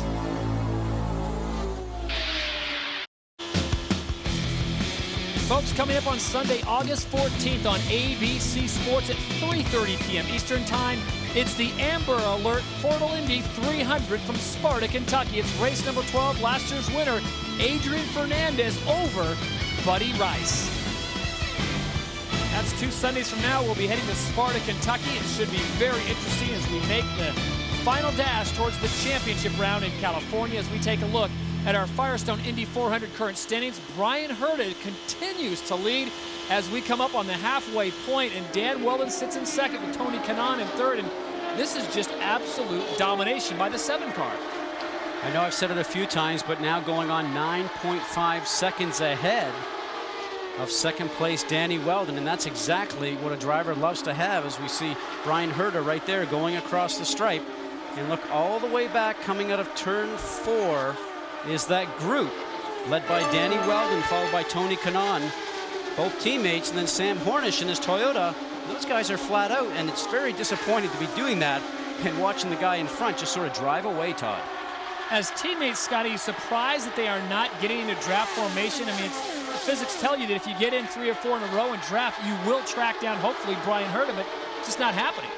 Well, maybe they come down to the point that they realize that there's nothing they can do with Brian up in front. But you're right. Do you think they would actually try to do that, not only to sort of try and gain the gap back to Brian, but certainly to save a little bit of fuel? You know, it was right here at Michigan 10 years ago when Scott Pruitt put Firestone back into victory lane for the first time after being out of open wheel racing for more than 30 years. And Pruitt, I hear, may return to open cockpit single-seater racing for the first time since 1999 in the number 10 Target car at the Infineon Raceway, and possibly even Watkins Glen later this season. Now, Jacques Lazier's in there right now. He's got a deal for 3 races, but road racing Scott Pruitt kind of seems to be a match made in heaven with the Firestone Firehawks. Did all the development work for them, and actually they made a great product. I had the opportunity to run on the Firestones at Indianapolis in 1995, a terrific tire. You talk about Scott Pruitt, a guy that I drove go-karts against back when we started, 9 or 10 years old, and raced go-karts across the country for many, many years. Very fast driver. That was only maybe 15 years ago, Todd. Oh, I was going to say, was that back like in the Flintstones with the stone wheels, or is that currently? Yeah, I got you. You're not that old. I'm sorry. Hate to throw you under the Firestone Firehawks there, but Brian Herta continues to lead, and he is throwing everyone under the Firestone as we have passed the halfway point. Scotty, let's look at your keys to the race at the top of the show. It's horsepower, drafting, and brave factor, and you can check all 3 of those off for the 7 car. Well, certainly the Honda has the horsepower right now. Seems to be the class of the field in Brian Herta's car. The drafting, that's going on all day, whether you're Brian Herta trying to get through traffic or trying to make a pass up in the back section like they are going from 2nd on back. And the brave factor, there's a lot of scary moments going on out there sometimes, but wait until the last 25 laps of this race, Todd. That's when the brave factor starts to come out. He is a native Michigander out in front, originally from Warren, now living on the left coast. But Brian Herta is dominating this race as your leader, as we are 103 laps complete, and there is the chase factor. Dan Weldon says he's always lucky when he's on ABC. We'll find out if that luck turns around after this. Body lift. If you like country music like I know you do, like I know my partner Scott Goodyear does, well, this is your chance to get up close and personal with the biggest names in country music. The CMA Music Festival, country music's biggest party, Tuesday at 9, 8 Central, only on ABC. I'll tell you what, if Faith Hill's there, I may tune in for it. I won't tell Tim McGraw, but I'd tune in for that. A lot of great country music stars these days. You like the country music, don't you? I like it. Look at this, so high up in the marbles right there. Was that Buddy Rice? Just a moment ago, I was watching, doing such a great job. I think it was. Got all that turbulent air off that group of cars in front and probably ended up running just a little bit high through turns 3 and 4. This group has been working so hard together and starting to run high and low, but past the halfway point of the race, you start to get those little bits of rubber, Todd, that are up on the top side. We call it the gray area. And right now, these guys are going to have a difficult time trying to make that lane run any higher than what they're doing. Well, there you see the record book could be changed today. The fastest race average 2:07.1. That was Fontana 3, but we are currently on a pace for a 2:11 plus. Extremely quick. And just to remind you, we have no yellow flags as of yet, knock on wood, but it's all Andretti Green Racing as they dominate the first 4 positions. We check in with Jack Arute. Well, you watch on board Dario Franchitti trying the high side, trying to get around Dan Weldon, his teammate, also trying to work the race traffic.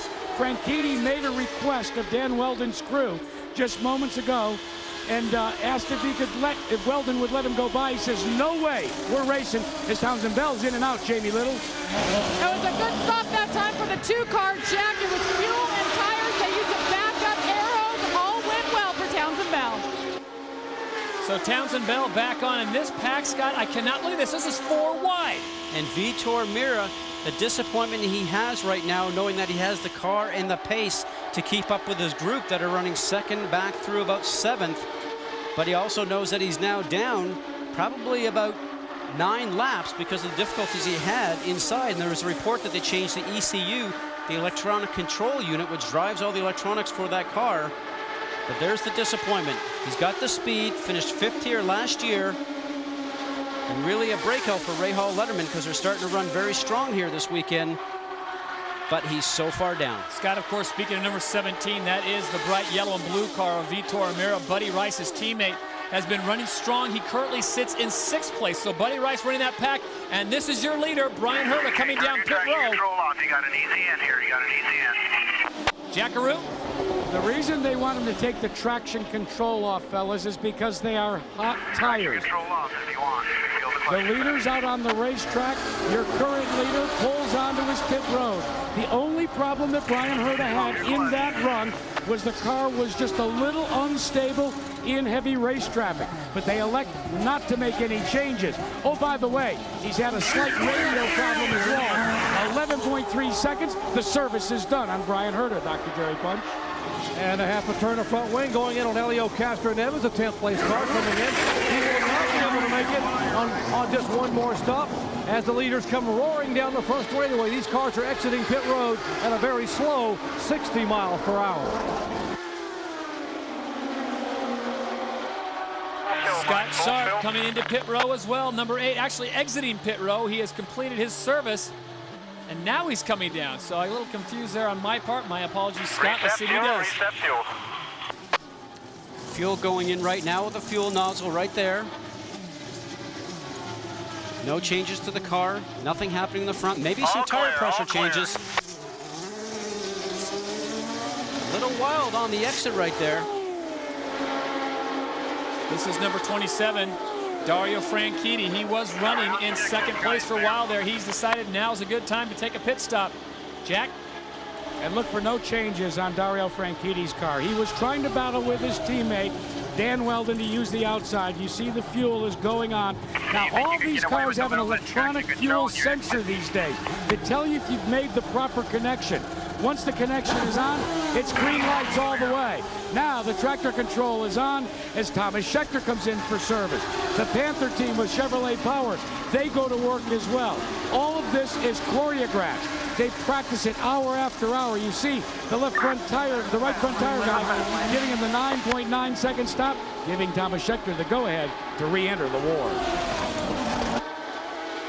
And Thomas Schechter and the entire Panther Pennzoil team with sad hearts as Jerry Oberle a Panther crewman suffered a fatal heart attack on the way to Michigan. As Jamie Little reported, he was 68 years of age, and he'd been with Panther for 3+ years. And John Barnes says every ounce of success we experience is in honor of Jerry Oberle.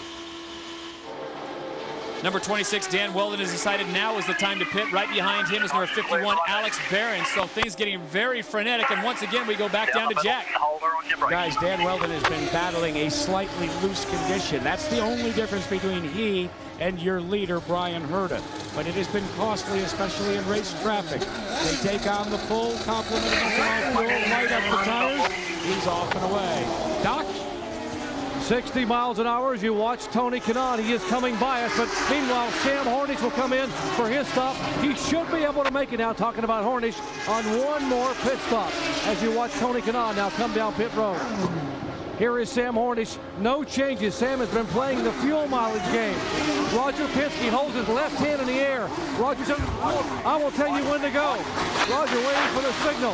And hold. And he is full of fuel. He's down and away.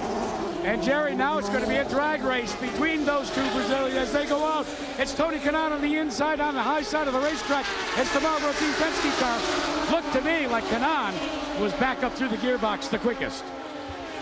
Kanaan beats him to that Quaker State line. Sam Hornish Jr., the red and white Team Penske, number 6, falling in behind Tony Kanaan as they will cycle back through. And boy, I tell you, those last 15 laps, Scott, when they were running 4 wide and then the pit stops, what a frenetic pace.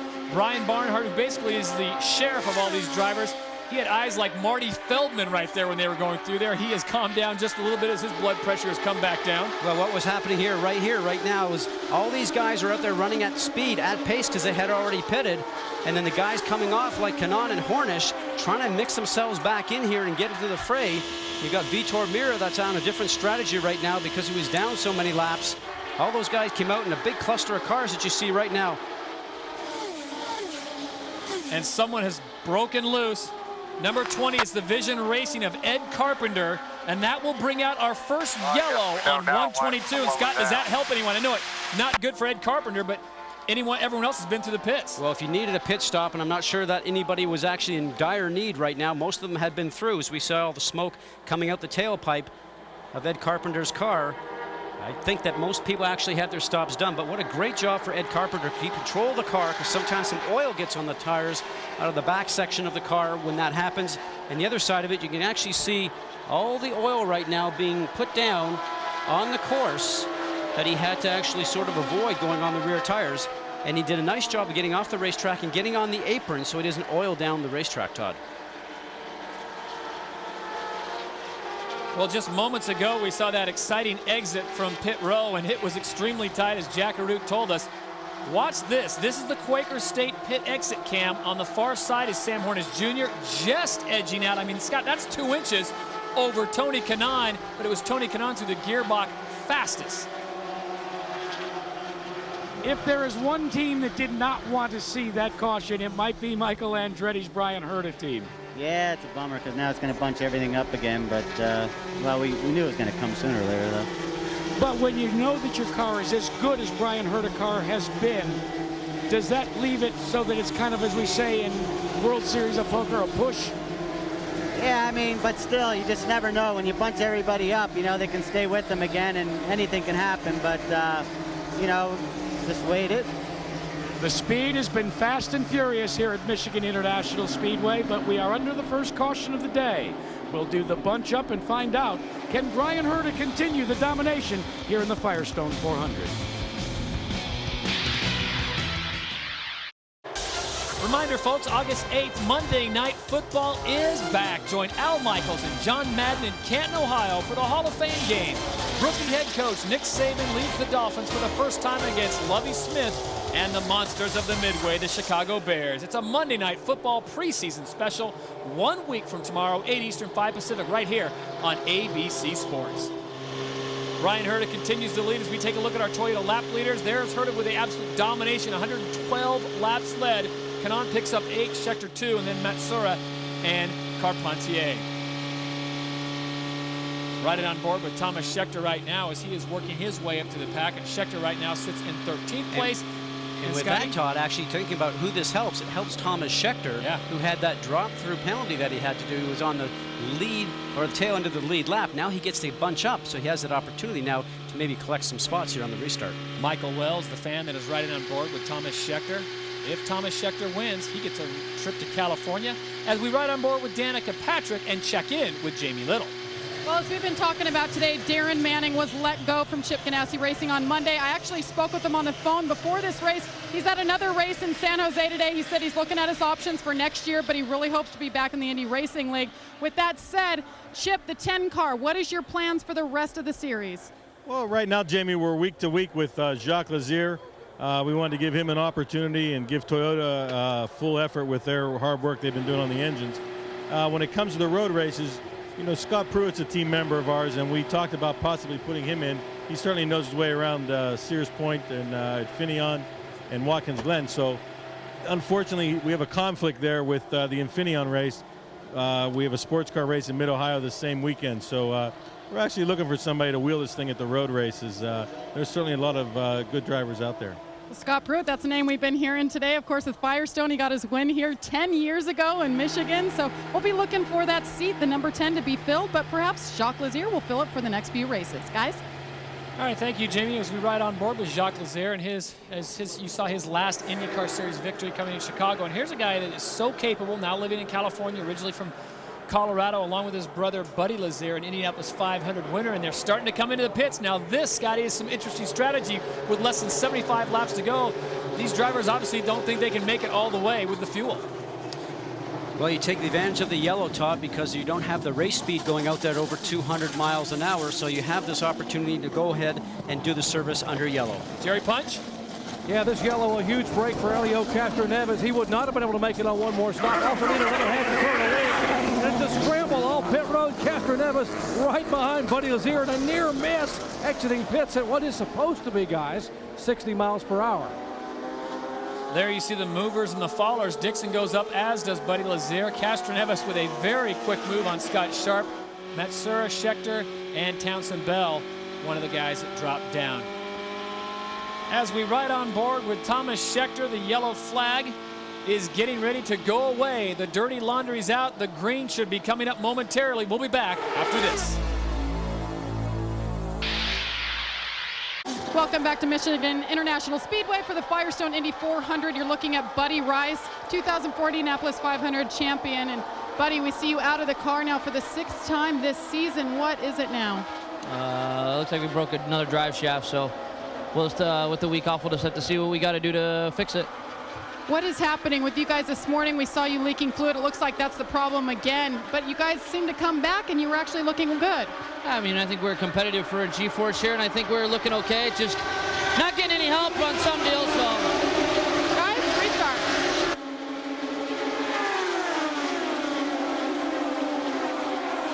The frustration on the face of Buddy Rice as they go 3 wide on the restart. Lap 130, Tony Kanaan's in the mix, as is Dan Weldon and Brian Herta. And it's Weldon who cycles to the front of the pack with Kanaan right behind him. Brian Herta, you heard Michael Andretti say it. Here's a guy who did not want to see that yellow flag come out because he knows the power of his teammates. And it is Dan Weldon, the new leader. He said earlier in the week on the teleconference, whenever he's on ABC, luck has been on his side. And the one car that I'm watching in that whole group there, Danica Patrick, on the restart tried to get back up to the front because she was a couple of cars back in the queue, and she had the opportunity to get up front to maybe get her lap back, but just did not work out for her. Danica Patrick currently sitting in 13th place, 1 lap down as she is bunched back up. He's looking on the right rear outside, right rear outside, right rear outside, outside. Great information.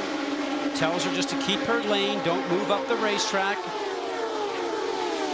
The spotters are the eyes and the ears for all those drivers out there, Todd.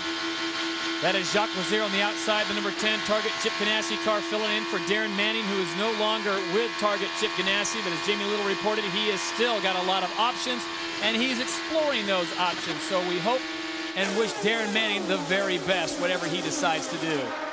132 laps complete here at the Firestone Indy 400. Your leader, Dan Weldon, He is the defending Indianapolis 500 champion. The last time he was on ABC Sports, he won the race, and of course that was the 89th running of the greatest spectacle in racing. His teammate Tony Kanon's behind him as we ride on board his other teammate, Dario Franchitti, who sits in third place.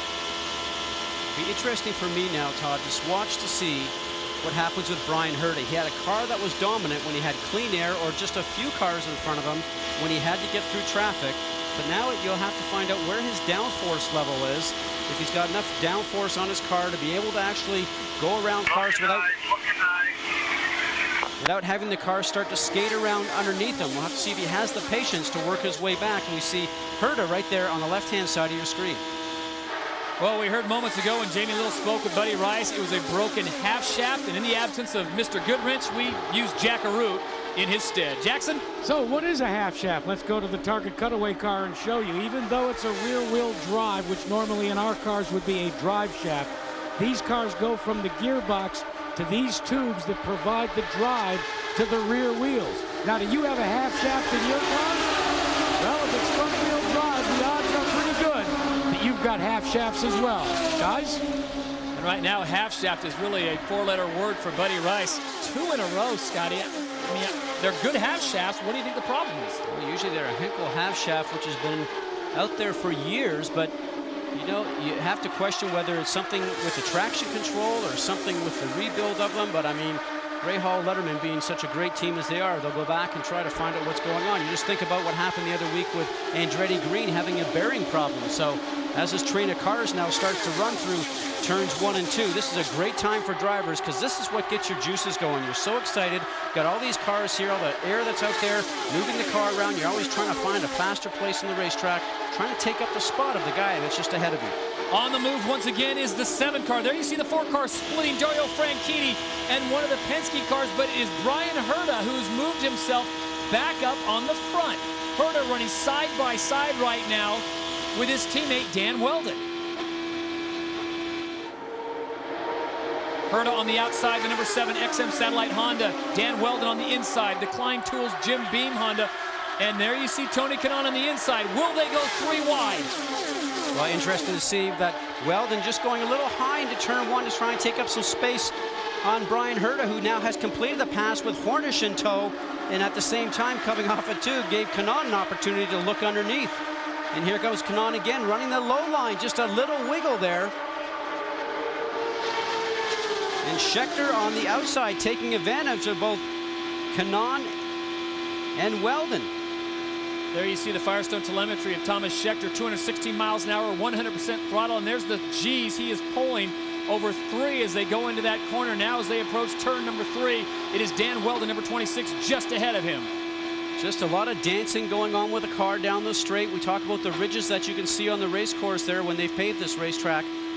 The thing that these drivers have talked about so far today is that all these grooves that are going through there, those lanes as they call them, are making the car shift around because there's a bit of a ridge. And another engine has blown. This time it's the 3 car of Elio Castroneves. And he knows he has a fire. Very smartly pulls off. He knows the fire station is right here on your left-hand side. Very heads-up driving. While that is dramatic pictures, Scotty, you've told me before, a lot of that is the oil burning off. But the Delphi safety crew will get there quickly. Elio Castroneves trying to extract himself. Now what they'll have to do is take the engine cover off, this rear bonnet that goes over the whole engine right there, and take that opportunity to make sure the fire is actually out underneath. Well, when you're sitting on that much methanol, you don't want to stay around for a while and watch the second feature as Roger Penske looks on, making sure that one of his drivers is going to be okay. But again, we've seen something happen, and Elio will get up and walk away. I'm sure he's not very happy, maybe using some Portuguese words that we don't want to air on this family station, but Elio will come back to fight another day. I'm fine, no worries. Looked like this was going to be a caution-free race, and we were running that record pace for such a long time. Now Elio's saying, what's the shortest way for me to get back to the garage area? They want him to go to the medical facility and get checked. And he said, I'm so close to my pits, let me just walk over there. I'm going to jog over there. Jerry Punch? And down at Helio Castroneves pits with Tim Cindric, the president of Penske Racing. And Tim, we just saw the plume of smoke. Any warning at all for Helio? No, not at all. Actually, we had things going our way for once. We were sitting there only having to do one more stop to the end, and these other guys were going to have to stop twice. So I thought for once we were well positioned, but no warning at all. Once Helio climbed out of the car, I saw you turn your radio over and talk to Roger Penske to relay information as part of a team. What are you telling Roger here for the late laps? Oh, we're just talking a little bit about engine strategy. You know, we've seen 2 engines now have problems, so just talking about maybe being a little more conservative to the end here. Does Sam possibly have something for that Honda up front? Well, we'll see. He's done a good job staying in line here to see what happens here at the end. All right, Tim Cindric, his driver, Helio Castroneves, walks away. Sam Hornish still in the hunt here. We check in further up pit road with Jamie Little. Well, Dr. Punch, we have 60 laps to go. Right now I have Bobby Rahal, owner of number 16 for Danica Patrick. Bobby, right now with this 60 laps to go, what is your strategy with Danica?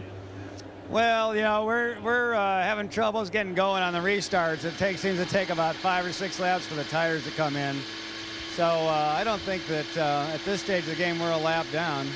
And I think the only way we're going to get it back is to be a little aggressive on the strategy. So we're going to, depends, I guess, on what everybody else does. But if they come in, we're going to stay out. It's a poker match, guys. You heard that word multiple times. We'll see what happens with Danica Patrick. We remain under yellow here at Michigan International Speedway. And Helio Castroneves says, well, if I can't drive, maybe I'll jog down pit row. We'll find out who will survive this 400-mile race when we return.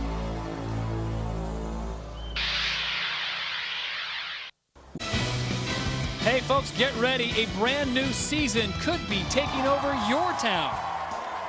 The premiere of My Kind of Town, Sunday, August 14th at 9/8 Central, only on ABC, and that's a brand new series that could be taking over your town. Todd Harris along with Scott Goodyear calling the action, and we've got a slew of folks taking advantage of the open pits right now. Well, anytime you have that yellow opportunity, as we've mentioned before, you take the opportunity to come in and put some fuel in, tires, any changes you want, Todd, because you hope you don't have to do it underneath the green situation. Look at Kanaan sliding the back end around his teammate, and look at right now 27 and Sharp getting together, Franchitti and Sharp. Pit lane's very wide, but it becomes very narrow when you start putting 3 or 4 car wide coming out of the pit lane. As we saw earlier that Thomas Scheckter had a pit speed violation. He had to come in for a drive-through as we check in with Jack Arute. Well, one car that did not come back onto pit lane for service is Helio Castroneves, but you jogged back here. Oh yeah, I didn't want to go to the hospital. When I watched this race, it seems to be very exciting. Back there was kind of we were pushing very hard. Unfortunately, the car was horrible at the beginning, but I found a partner, Buddy Lazier. He's strong. He might end up. I don't know about Brian, but he might end up right there. So we just kept going. All of a sudden, the engine let go. Is it starting to wear on you, Helio, the fact that it seems like it's a litany of problems that deny you a chance to climb the fence the way you did at Richmond? You can't let those things let you down, man. I mean, I'm happy with what I'm doing right now, to be honest. It's a shame, yes. You're frustrated, disappointed, yes. But you have to keep working hard to make sure that the next ones improve. So never give up, kids. And Jamie, one thing you can count on is he always has a good Monday. Let's go down, though, for a problem that has occurred further down pit road. Jamie? That's right. Apparently, Jack, a tire from the 33 car, Ryan Briscoe, came rolling down pit road, hit one of the crew members, Josh Junge to be exact, on the Red Bull Cheever team.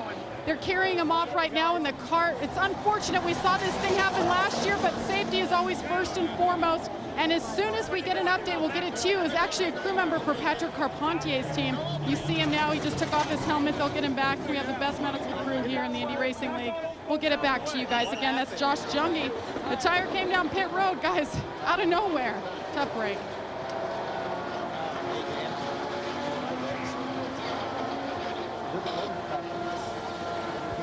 Well, guys, down in the Thomas Scheckter pit with Mike Griffin, one of the owners here. Thomas came out of the pits here about 18 laps ago, last in the pack, and is now sitting third. He has rushed to the front in a hurry. Does he have something for those Hondas? Yeah, we do. Yeah, we definitely do. All 3 Chevys are in the top 10 again, so we're looking good.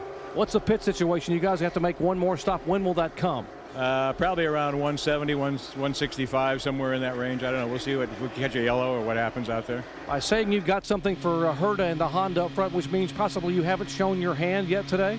I think there's a little more.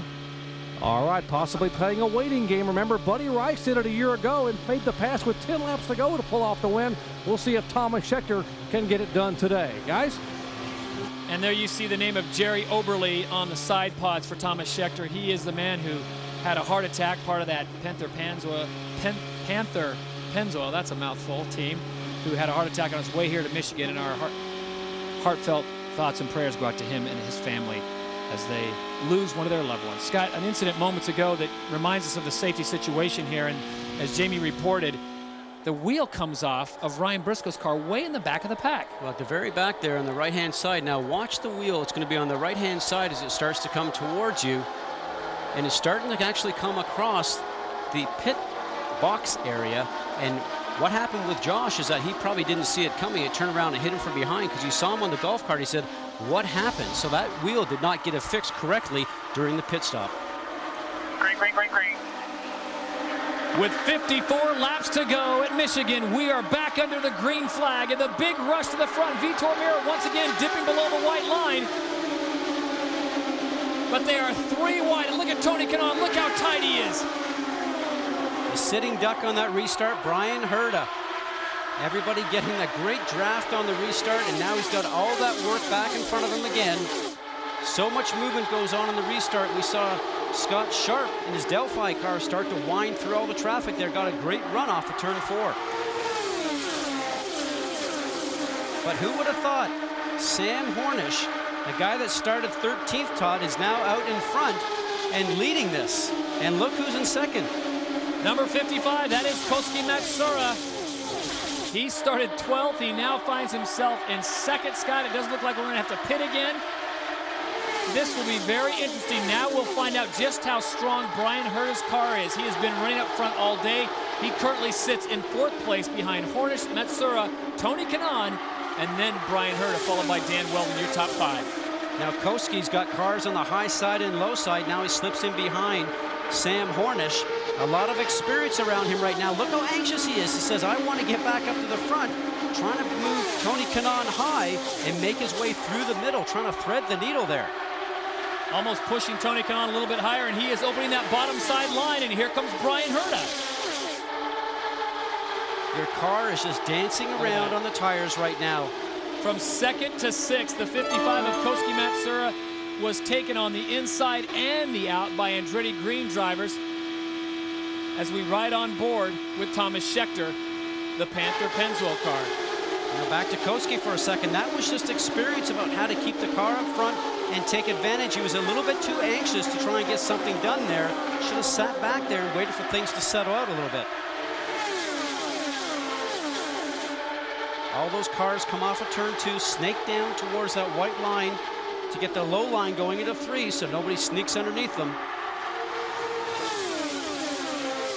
Sam Hornish Jr. has led only 3 of our 149 laps, but they have been a very timely 3, Scott. With 50 laps to go, this really is when the race begins. This is when you take the pits out, and this is the battle to see who has the fastest car. And that's why you saw what you saw in the restart, Todd. Nobody gives any quarter right now because even though there's still quite a few laps ahead, as a race driver, you don't think that. All you think about is keep up to the front. I got to get going. And right now, it's exactly what Thomas Scheckter is thinking.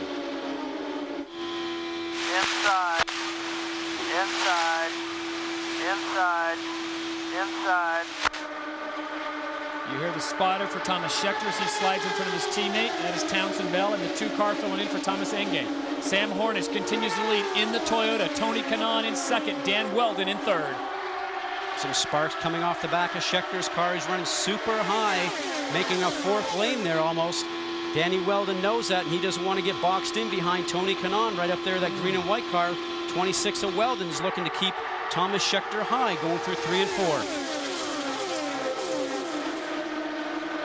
Just a few precious feet apart at almost 215 miles an hour, 152 laps, and it is Sam Hornish.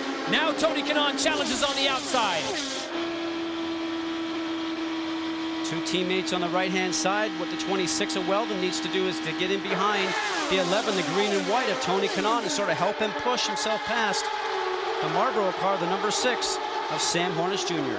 Kanaan is your leader. Hornish down on the low side. Does he have the line? As they come out of turn number 4 and come to the line, it will be officially Tony Kanaan, followed by Sam Hornish and Dan Weldon. There are your Toyota lap leaders. Koski Matsura had one, as did Patrick Carpentier. Thomas Scheckter picking up 2. But it's Tony Kanaan now out in front, and Dan Weldon tucks in behind him. So, Scott, just like that, Sam Hornish picks up those 3 lead laps. Now he shuffles back to 3rd, in jeopardy of losing that position to this man, Thomas Scheckter. Well, some great teamwork going on by Tony Kanaan and Danny Weldon right there to get up towards the front, and Scheckter takes advantage of Hornish. And Scheckter, a man known for very little patience sometimes, Todd. But he has done a great job of bringing the cars back in one piece, and this looks like it could be another one. We could be on our way to a photo finish with 45 laps to go. Tony Kanaan, the green and white car, the leader. Number 26, Dan Weldon, his teammate, is in 2nd, and the 4 car, the Chevrolet of Thomas Scheckter, sits in 3rd. We'll take a break. When we come back, we will be under 40 laps to go here at Michigan.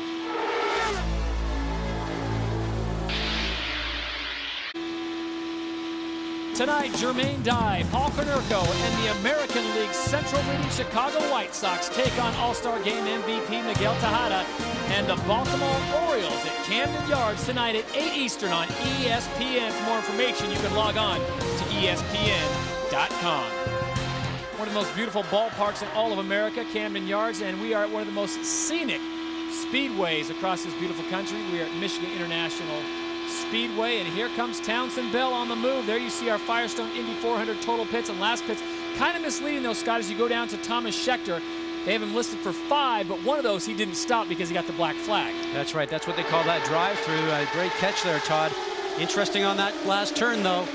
You see a great little run by Townsend Bell underneath his teammate that previous lap to sort of move Thomas Scheckter up on the racetrack. He was on that low side, and now he's going to set his sights on Sam Hornish Jr. Maybe not the most friendly teammate move that I've seen in the last little while.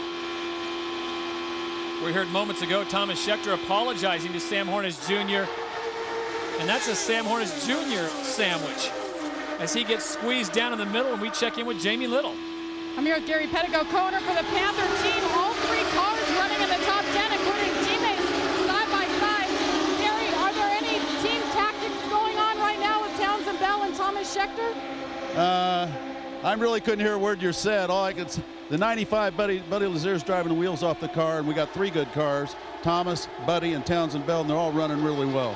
The 2 cars together, though, the 2 and 4, team tactics, what are you guys telling them? If I told you, I'd have to kill you. I'm sorry. We don't want that to happen. Hey, one more pit stop? One more pit stop. What lap? I can't tell you that. You'd have to kill me for that.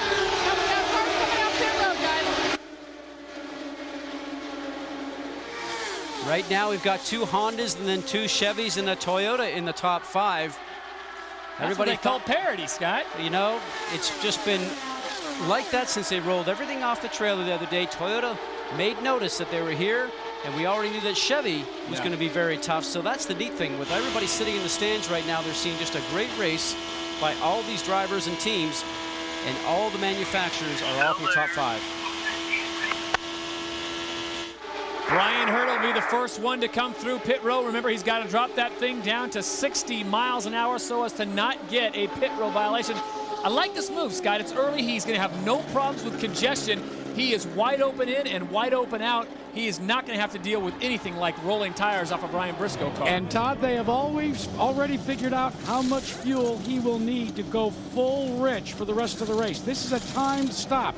Once they finish the tires, which they have, a light will go on the fueler that tells them they've taken sufficient fuel. He lights it up, engages the traction control, and the leaders are hurtling towards turn number 1.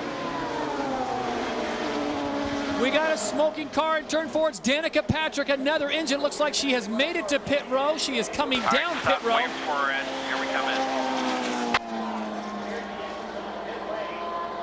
Go down and get her, guys. She stopped down there.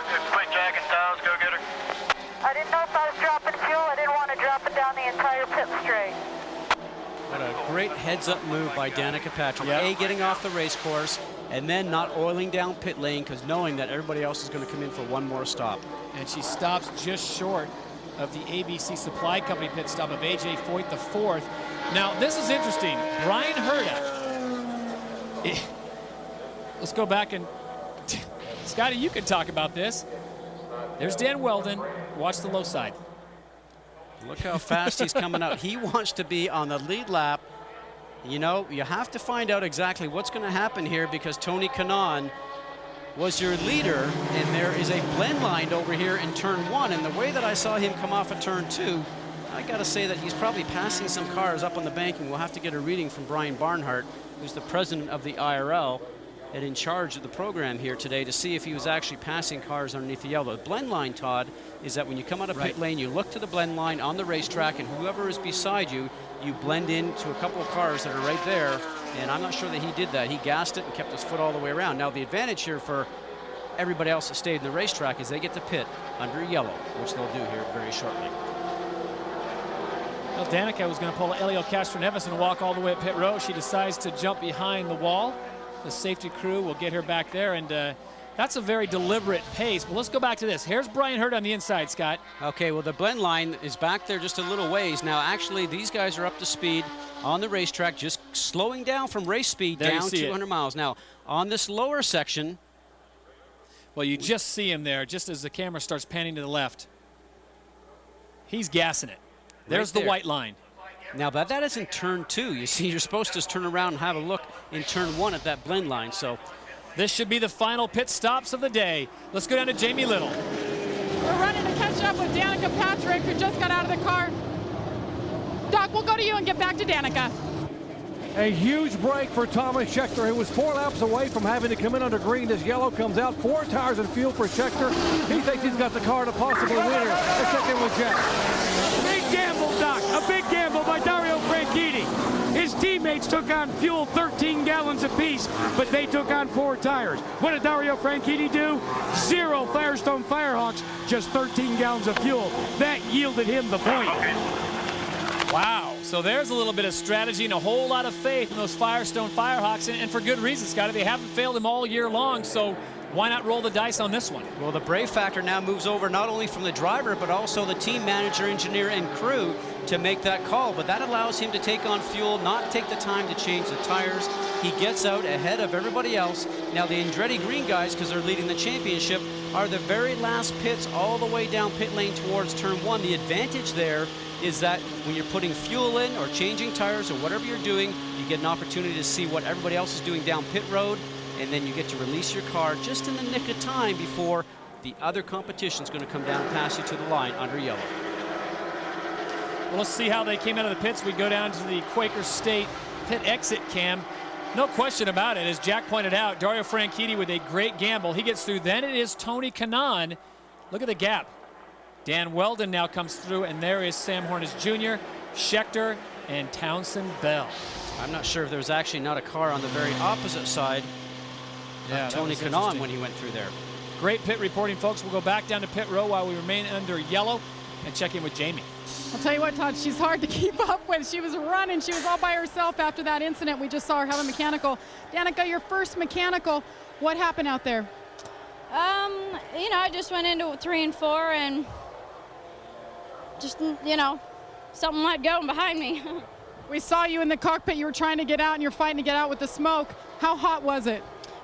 It's hot out, but more than anything, I'm a little afraid of fire, so I just didn't want the thing to be igniting with me sitting in it, so I didn't feel like getting pulled all the way to the end of the pit lane with a fire behind me. You know, a lot of people thought since this is the first super speedway since Indy, this would be your shot. I know you were struggling with the car a little bit. How would you rate your performance today? I mean, I always say that the hardest days are the best days for a driver because they take the most amount of work.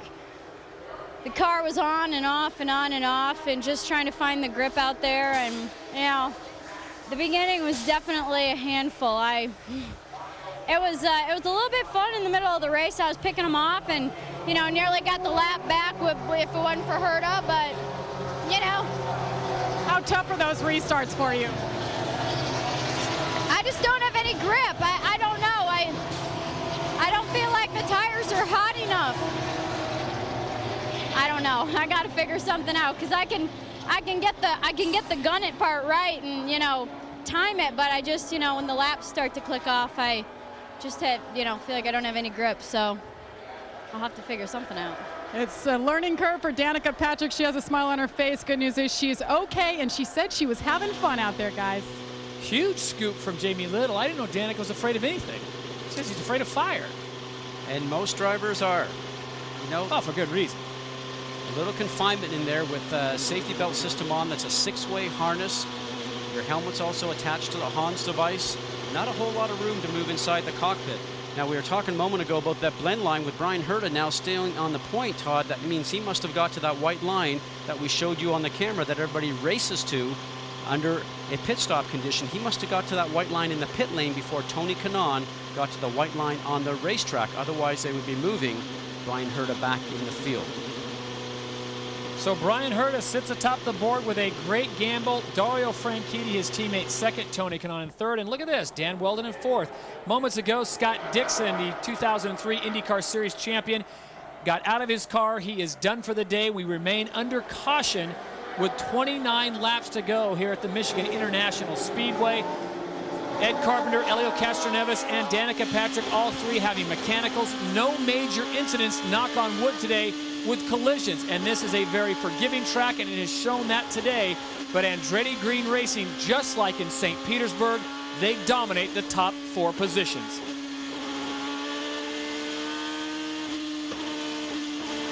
Well, with 29 laps remaining, a restart will certainly be in our near future. No more pit stops. They can make it the rest of the way on what they have on board. But we will remind you that Dario Franchitti... No start.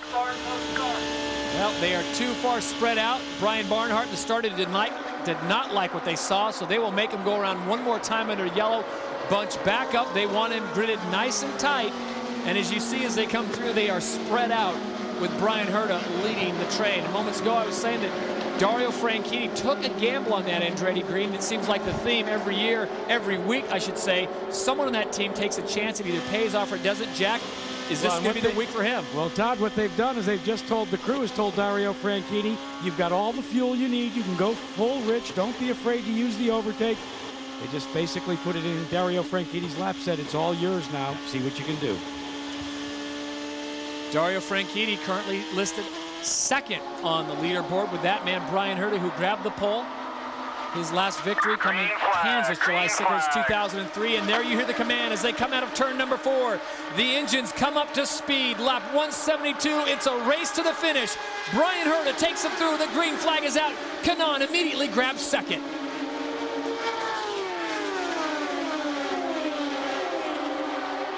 Now what these 4 guys got to do up front, all the Andretti Green guys have to do is start to run in line and try and pull away from the 5th place of Sam Hornish Jr. because it allows Sam and Thomas Scheckter to get close to those guys again. They're going to have the opportunity to make this into a race, Todd. Dan Weldon also moving up. Sam Hornish in his Toyota-powered car moving up as well. Brian Herta leads them around as they come out of turn number 4. The speeds are coming up. 213, 214 miles an hour. Just under 25 laps to go. Scott, it has been a long, strange adventure with all kinds of stories unfolding, but it is still Brian Herta, the pole sitter, the man who led them in the first lap, still out in front. Now Scheckter in the yellow Pennzoil car needs to help and assist Sam a little bit to get him around the 27 Dario Franchitti, that red, white, and blue car, because Dario's starting to move up the racetrack, make that racetrack very wide for Sam Hornish.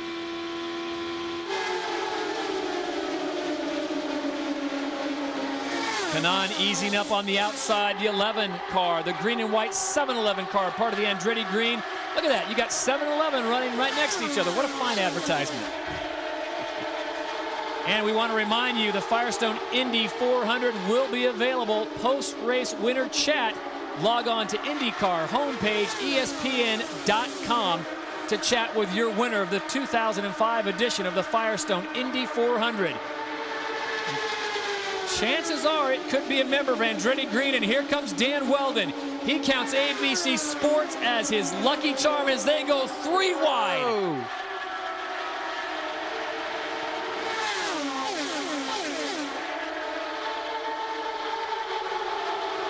We will step aside, take a break. You can watch it in side-by-side, but when we come back, we take it all the way to the checkered flag. Stay with us. Who gets the victory in Michigan? We'll find out after this.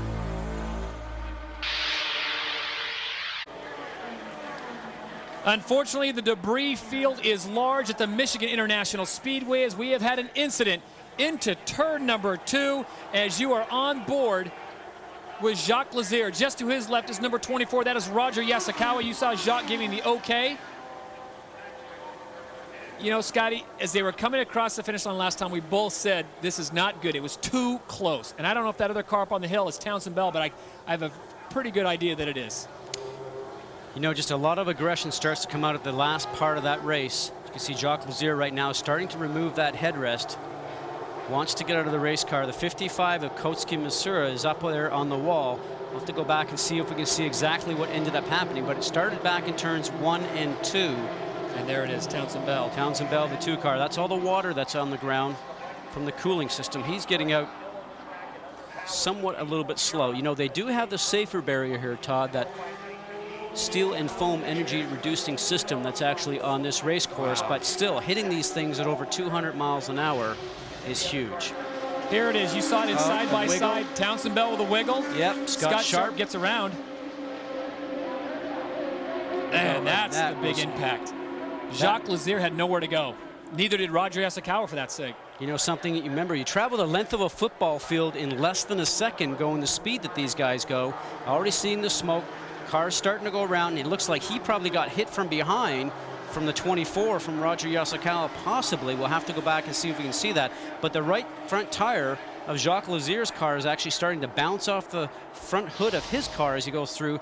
Now these tires are tethered to the car with the tethers that they call the swems, which actually make sure that the tires don't depart from the car itself. But as a driver, you're sitting in the cockpit. That's something you're always aware of because the stuff just comes inside the cockpit. Well, if you thought the video was dramatic, Scotty, let's listen in. Car spinning in front of you.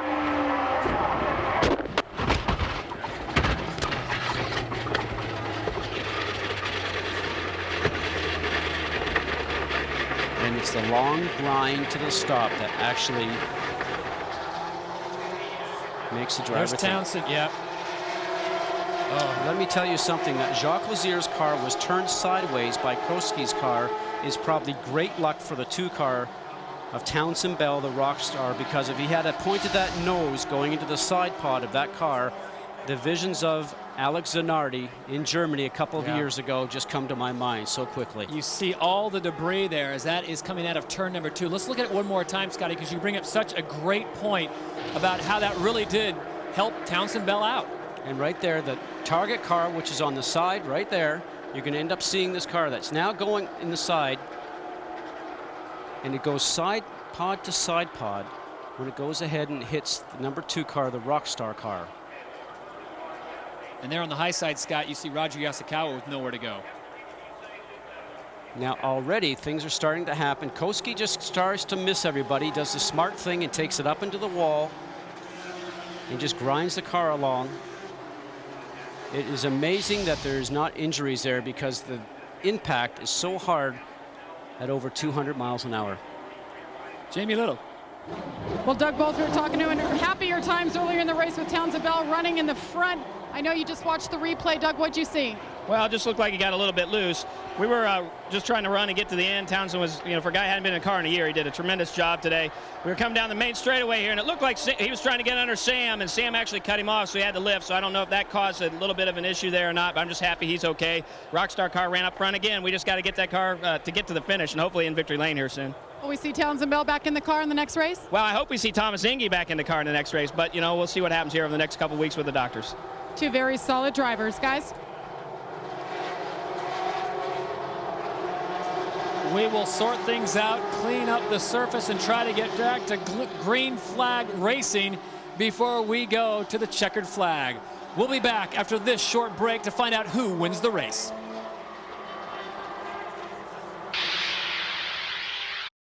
Welcome back to ABC's live coverage of the Firestone Indy 400 as they continue to remove the debris from this beautiful facility, not the way that Townsend Bell wanted his day to end. There you see the drivers that are out. Townsend Bell, Kotsuki Matsuura, Jacques Lazier, and Roger Yasukawa on that last incident. Scott Dixon had a mechanical, Danica Patrick a mechanical, as well as Elio Castroneves, Buddy Rice, and of course, Ed Carpenter. And if you just tuned in, this was the scene just a few laps ago Townsend Bell gets a little loose, Scott. That disturbed air, the dirty air, as we always talk about it, coming off the 6 car of Sam Hornish that he was falling behind, almost saved it. Then the back end just starts to come around.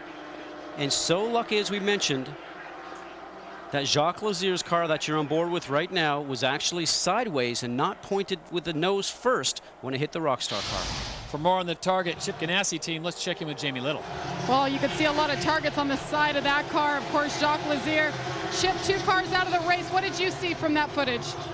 Well, you know, I mean, Townsend Bell just, you know, this is his first race, and I don't know how long, and he just spun in front of everybody there and took everybody out. I think we were just a victim. We just got caught up in it, had no place to go.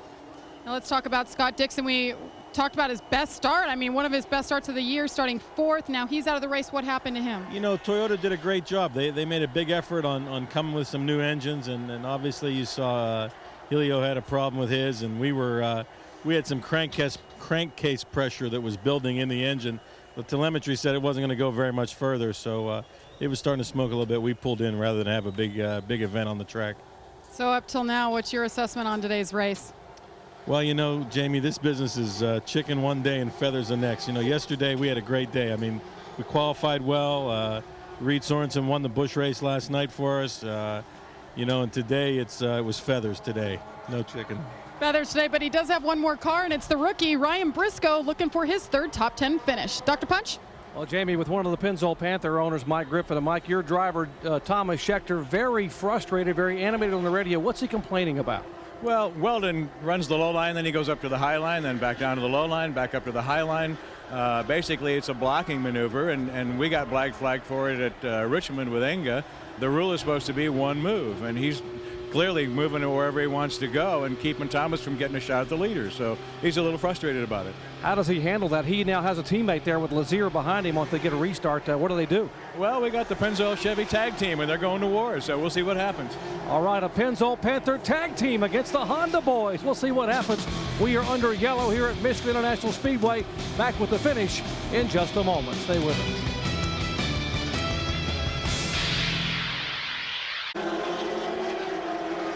We are back to Michigan International Speedway, still under yellow, and we have had a few incidents today, that is to say the least. Scott, we went 125 laps with nothing, and then it seems like quite literally the wheels have come off. As we take a look at the current standings in the IndyCar Series, Dan Weldon is your leader, followed by Tony Kanaan and Dario Franchitti, Sam Hornish Jr., and there you see how it really is going to factor in. What do you see now with 11 laps to go?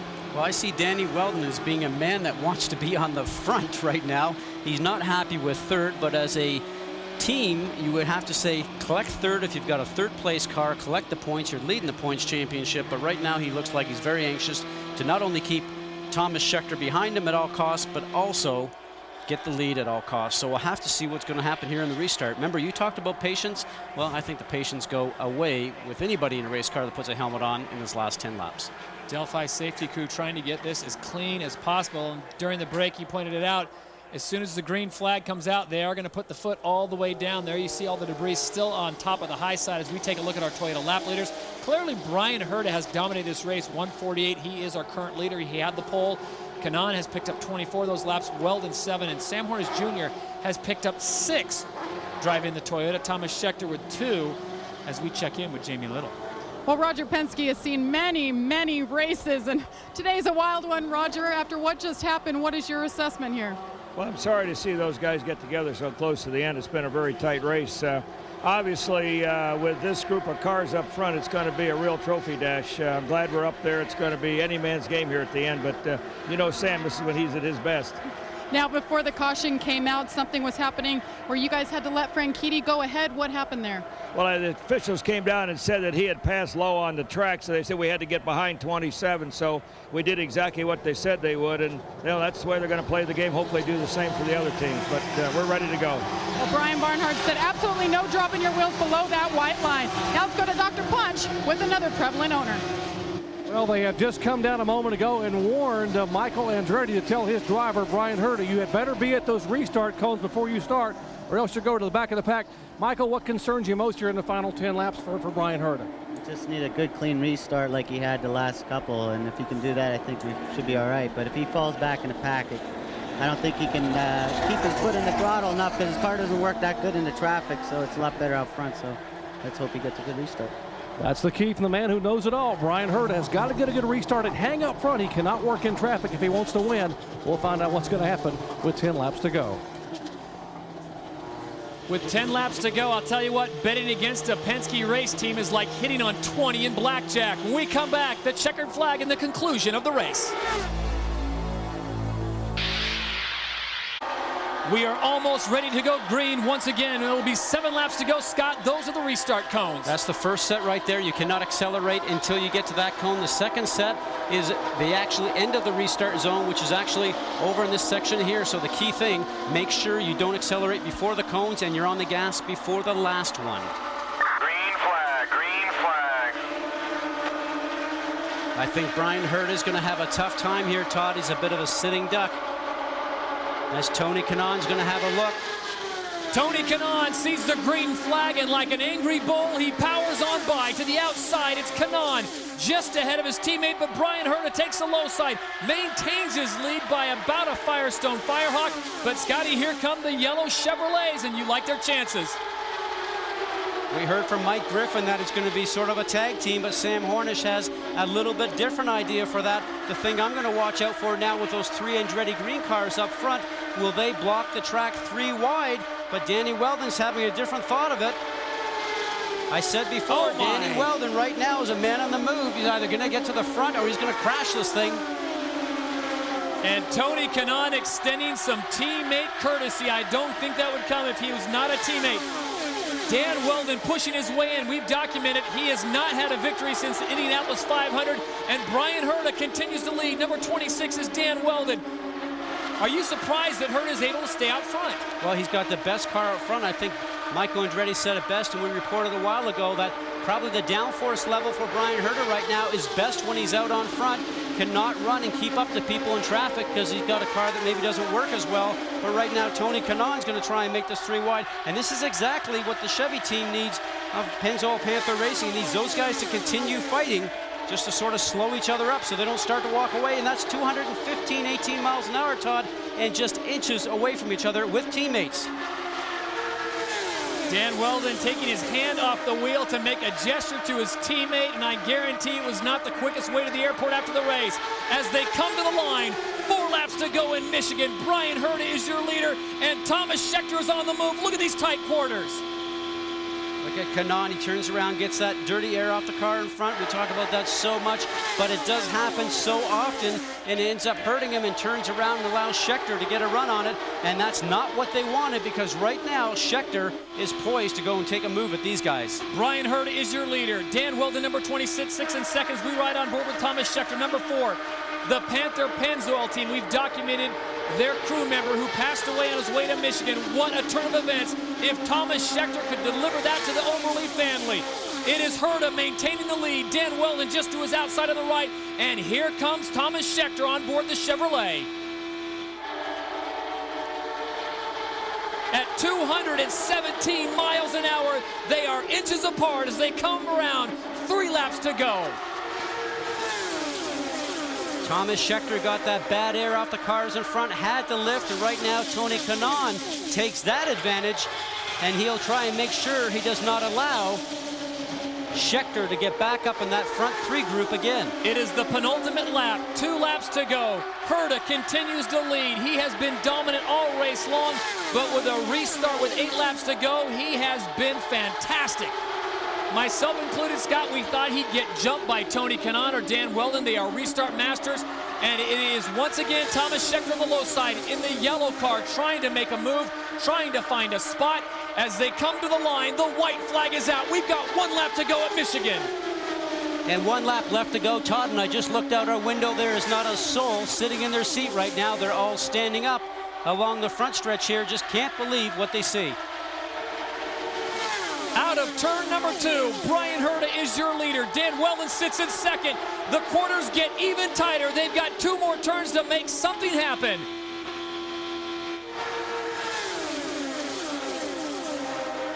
They make the turn out of turn 4 as they come to the line. The checkered flag is out. At the line, Brian Hurta. Brian Hurta gets his his first win of the season. Dan Weldon will have to settle for second. An unbelievable turn of events for Brian Herta. It is his second career win, his first since Kansas of '03, and the 17th win for Team Andretti Green. He moves up 4 spots to 5th in the points. Hand gestures all the way around, and this time they're positive. We'll talk to our winner when we come back. Brian Herta, the Michigander native, has come home. Results from the Michigan International Speedway look like this. Brian Herta, a native of Warren, Michigan, gets the victory, followed by teammate Dan Weldon. Thomas Schechter on board the Chevrolet takes 3rd, and then Tony Kanaan rounds out your top 4. An impressive finish for several drivers. It was not the day they anticipated, but a great race once again as we take a look at our point standings. And for Brian Herta, a big pickup in Michigan for him, Scott. A great performance. Now he is the only member of Andretti Green who did not have a win. He has solved that today. Dan Weldon remains the leader. 78 points now separates Weldon and Hornish Jr. Kanaan, the tie is broken, so Kanaan moves to 3rd, Dario Franchitti in 4th, and a very, very impressive performance by Brian Herta, who now sits in 5th place overall. Let's check in with Jack Arute, who's on victory lane. And the great moment in any winner is to spend some time with your family, Brian. Congratulations. Oh, thank you very much. Oh, no. Oh, Dan Weldon stepping in to give you a wet bath here. I couldn't be happier. I couldn't be happier. You know, we were the only ones on this team that hadn't won a race this year, and we wanted to make that right, and it's just awesome. I can't thank XM Satellite Radio enough. They are the coolest sponsor in the world, and I promised them I'd get them a win this year, and we did it. And hey, Brian, let me go back to that one pit stop that you had to make under green, and then the yellow came out. What was going through your mind as you were pedaling as fast as you could to get back out in front? Well, I didn't want to see that yellow. It was really close, but luckily I was able to stay on the lead lap, and then everybody cycled back through their pit stop. It worked out, so it really didn't change anything. We went right back to the front, but it was a little bit tense there for a minute. Popular win here at Michigan for Brian Herta. Now AGR has all their cars in victory lane. Well, the one man that was in the middle of the Andretti Green drivers, of course, Thomas Schechter in the yellow Pennzoil. Thomas, take us through your race, especially down there at the end. Oh, in the end, it was pretty crazy. It was just in the toe, and it was instincts, and I was sideways, I was understeer, and everybody was the same. And I tell you, the Andretti guys were fighting hard with each other, and that allowed me through. But Chevy, Pennzoil, everybody on this crew, Panther, again, well, what a great weekend, and collect some more points, and you know, we'll collect the victories when they come. What did your spotter say to you right when you crossed the checkered? They were all happy, you know. Everybody put a good effort in, and you know, we just hung in there until we got that yellow, which it did come at the perfect time, and fought our way back into the top 3. Thomas Schechter, another great finish, guys. All right, thank you very much, Jamie. What a great race as the fans continue to work their way out of Michigan International Speedway. Scotty, your final thoughts? You know, just a great racetrack. We talked about the brave factor because you really have to get it done. A lot of brave moments out there for the drivers, you know, a lot of risky moments, but that's what Michigan is all about, and the fans love and come to see this racetrack. But it is that man, Brian Herta, the 4th member of the Andretti Green team, so they round out, they have turned the trick. All 4 members, as Jack Arute pointed out, have visited Victory Lane in 2005. And we remind you, folks, our next race is the Amber Alert Portal Indy 300 from Kentucky, Sparta, Kentucky on ABC, 3:30 Eastern, 12:30 Pacific. ABC Sports is online at ESPN.com. Search ABC Sports. Don't miss the Country Music Festival Tuesday night on ABC. And stay tuned for ABC World News Tonight Sunday, or your local news except for the West Coast. On behalf of Scott Goodyear, Dr. Jerry Punch, Jamie Little, and Jack Arute, I'm Todd Harris saying so long from Michigan and the Firestone Indy 400. It was a great race, but in the end, Brian Herta has come home to Warren, Michigan, in his home state to pick up the victory. We'll see you in Kentucky.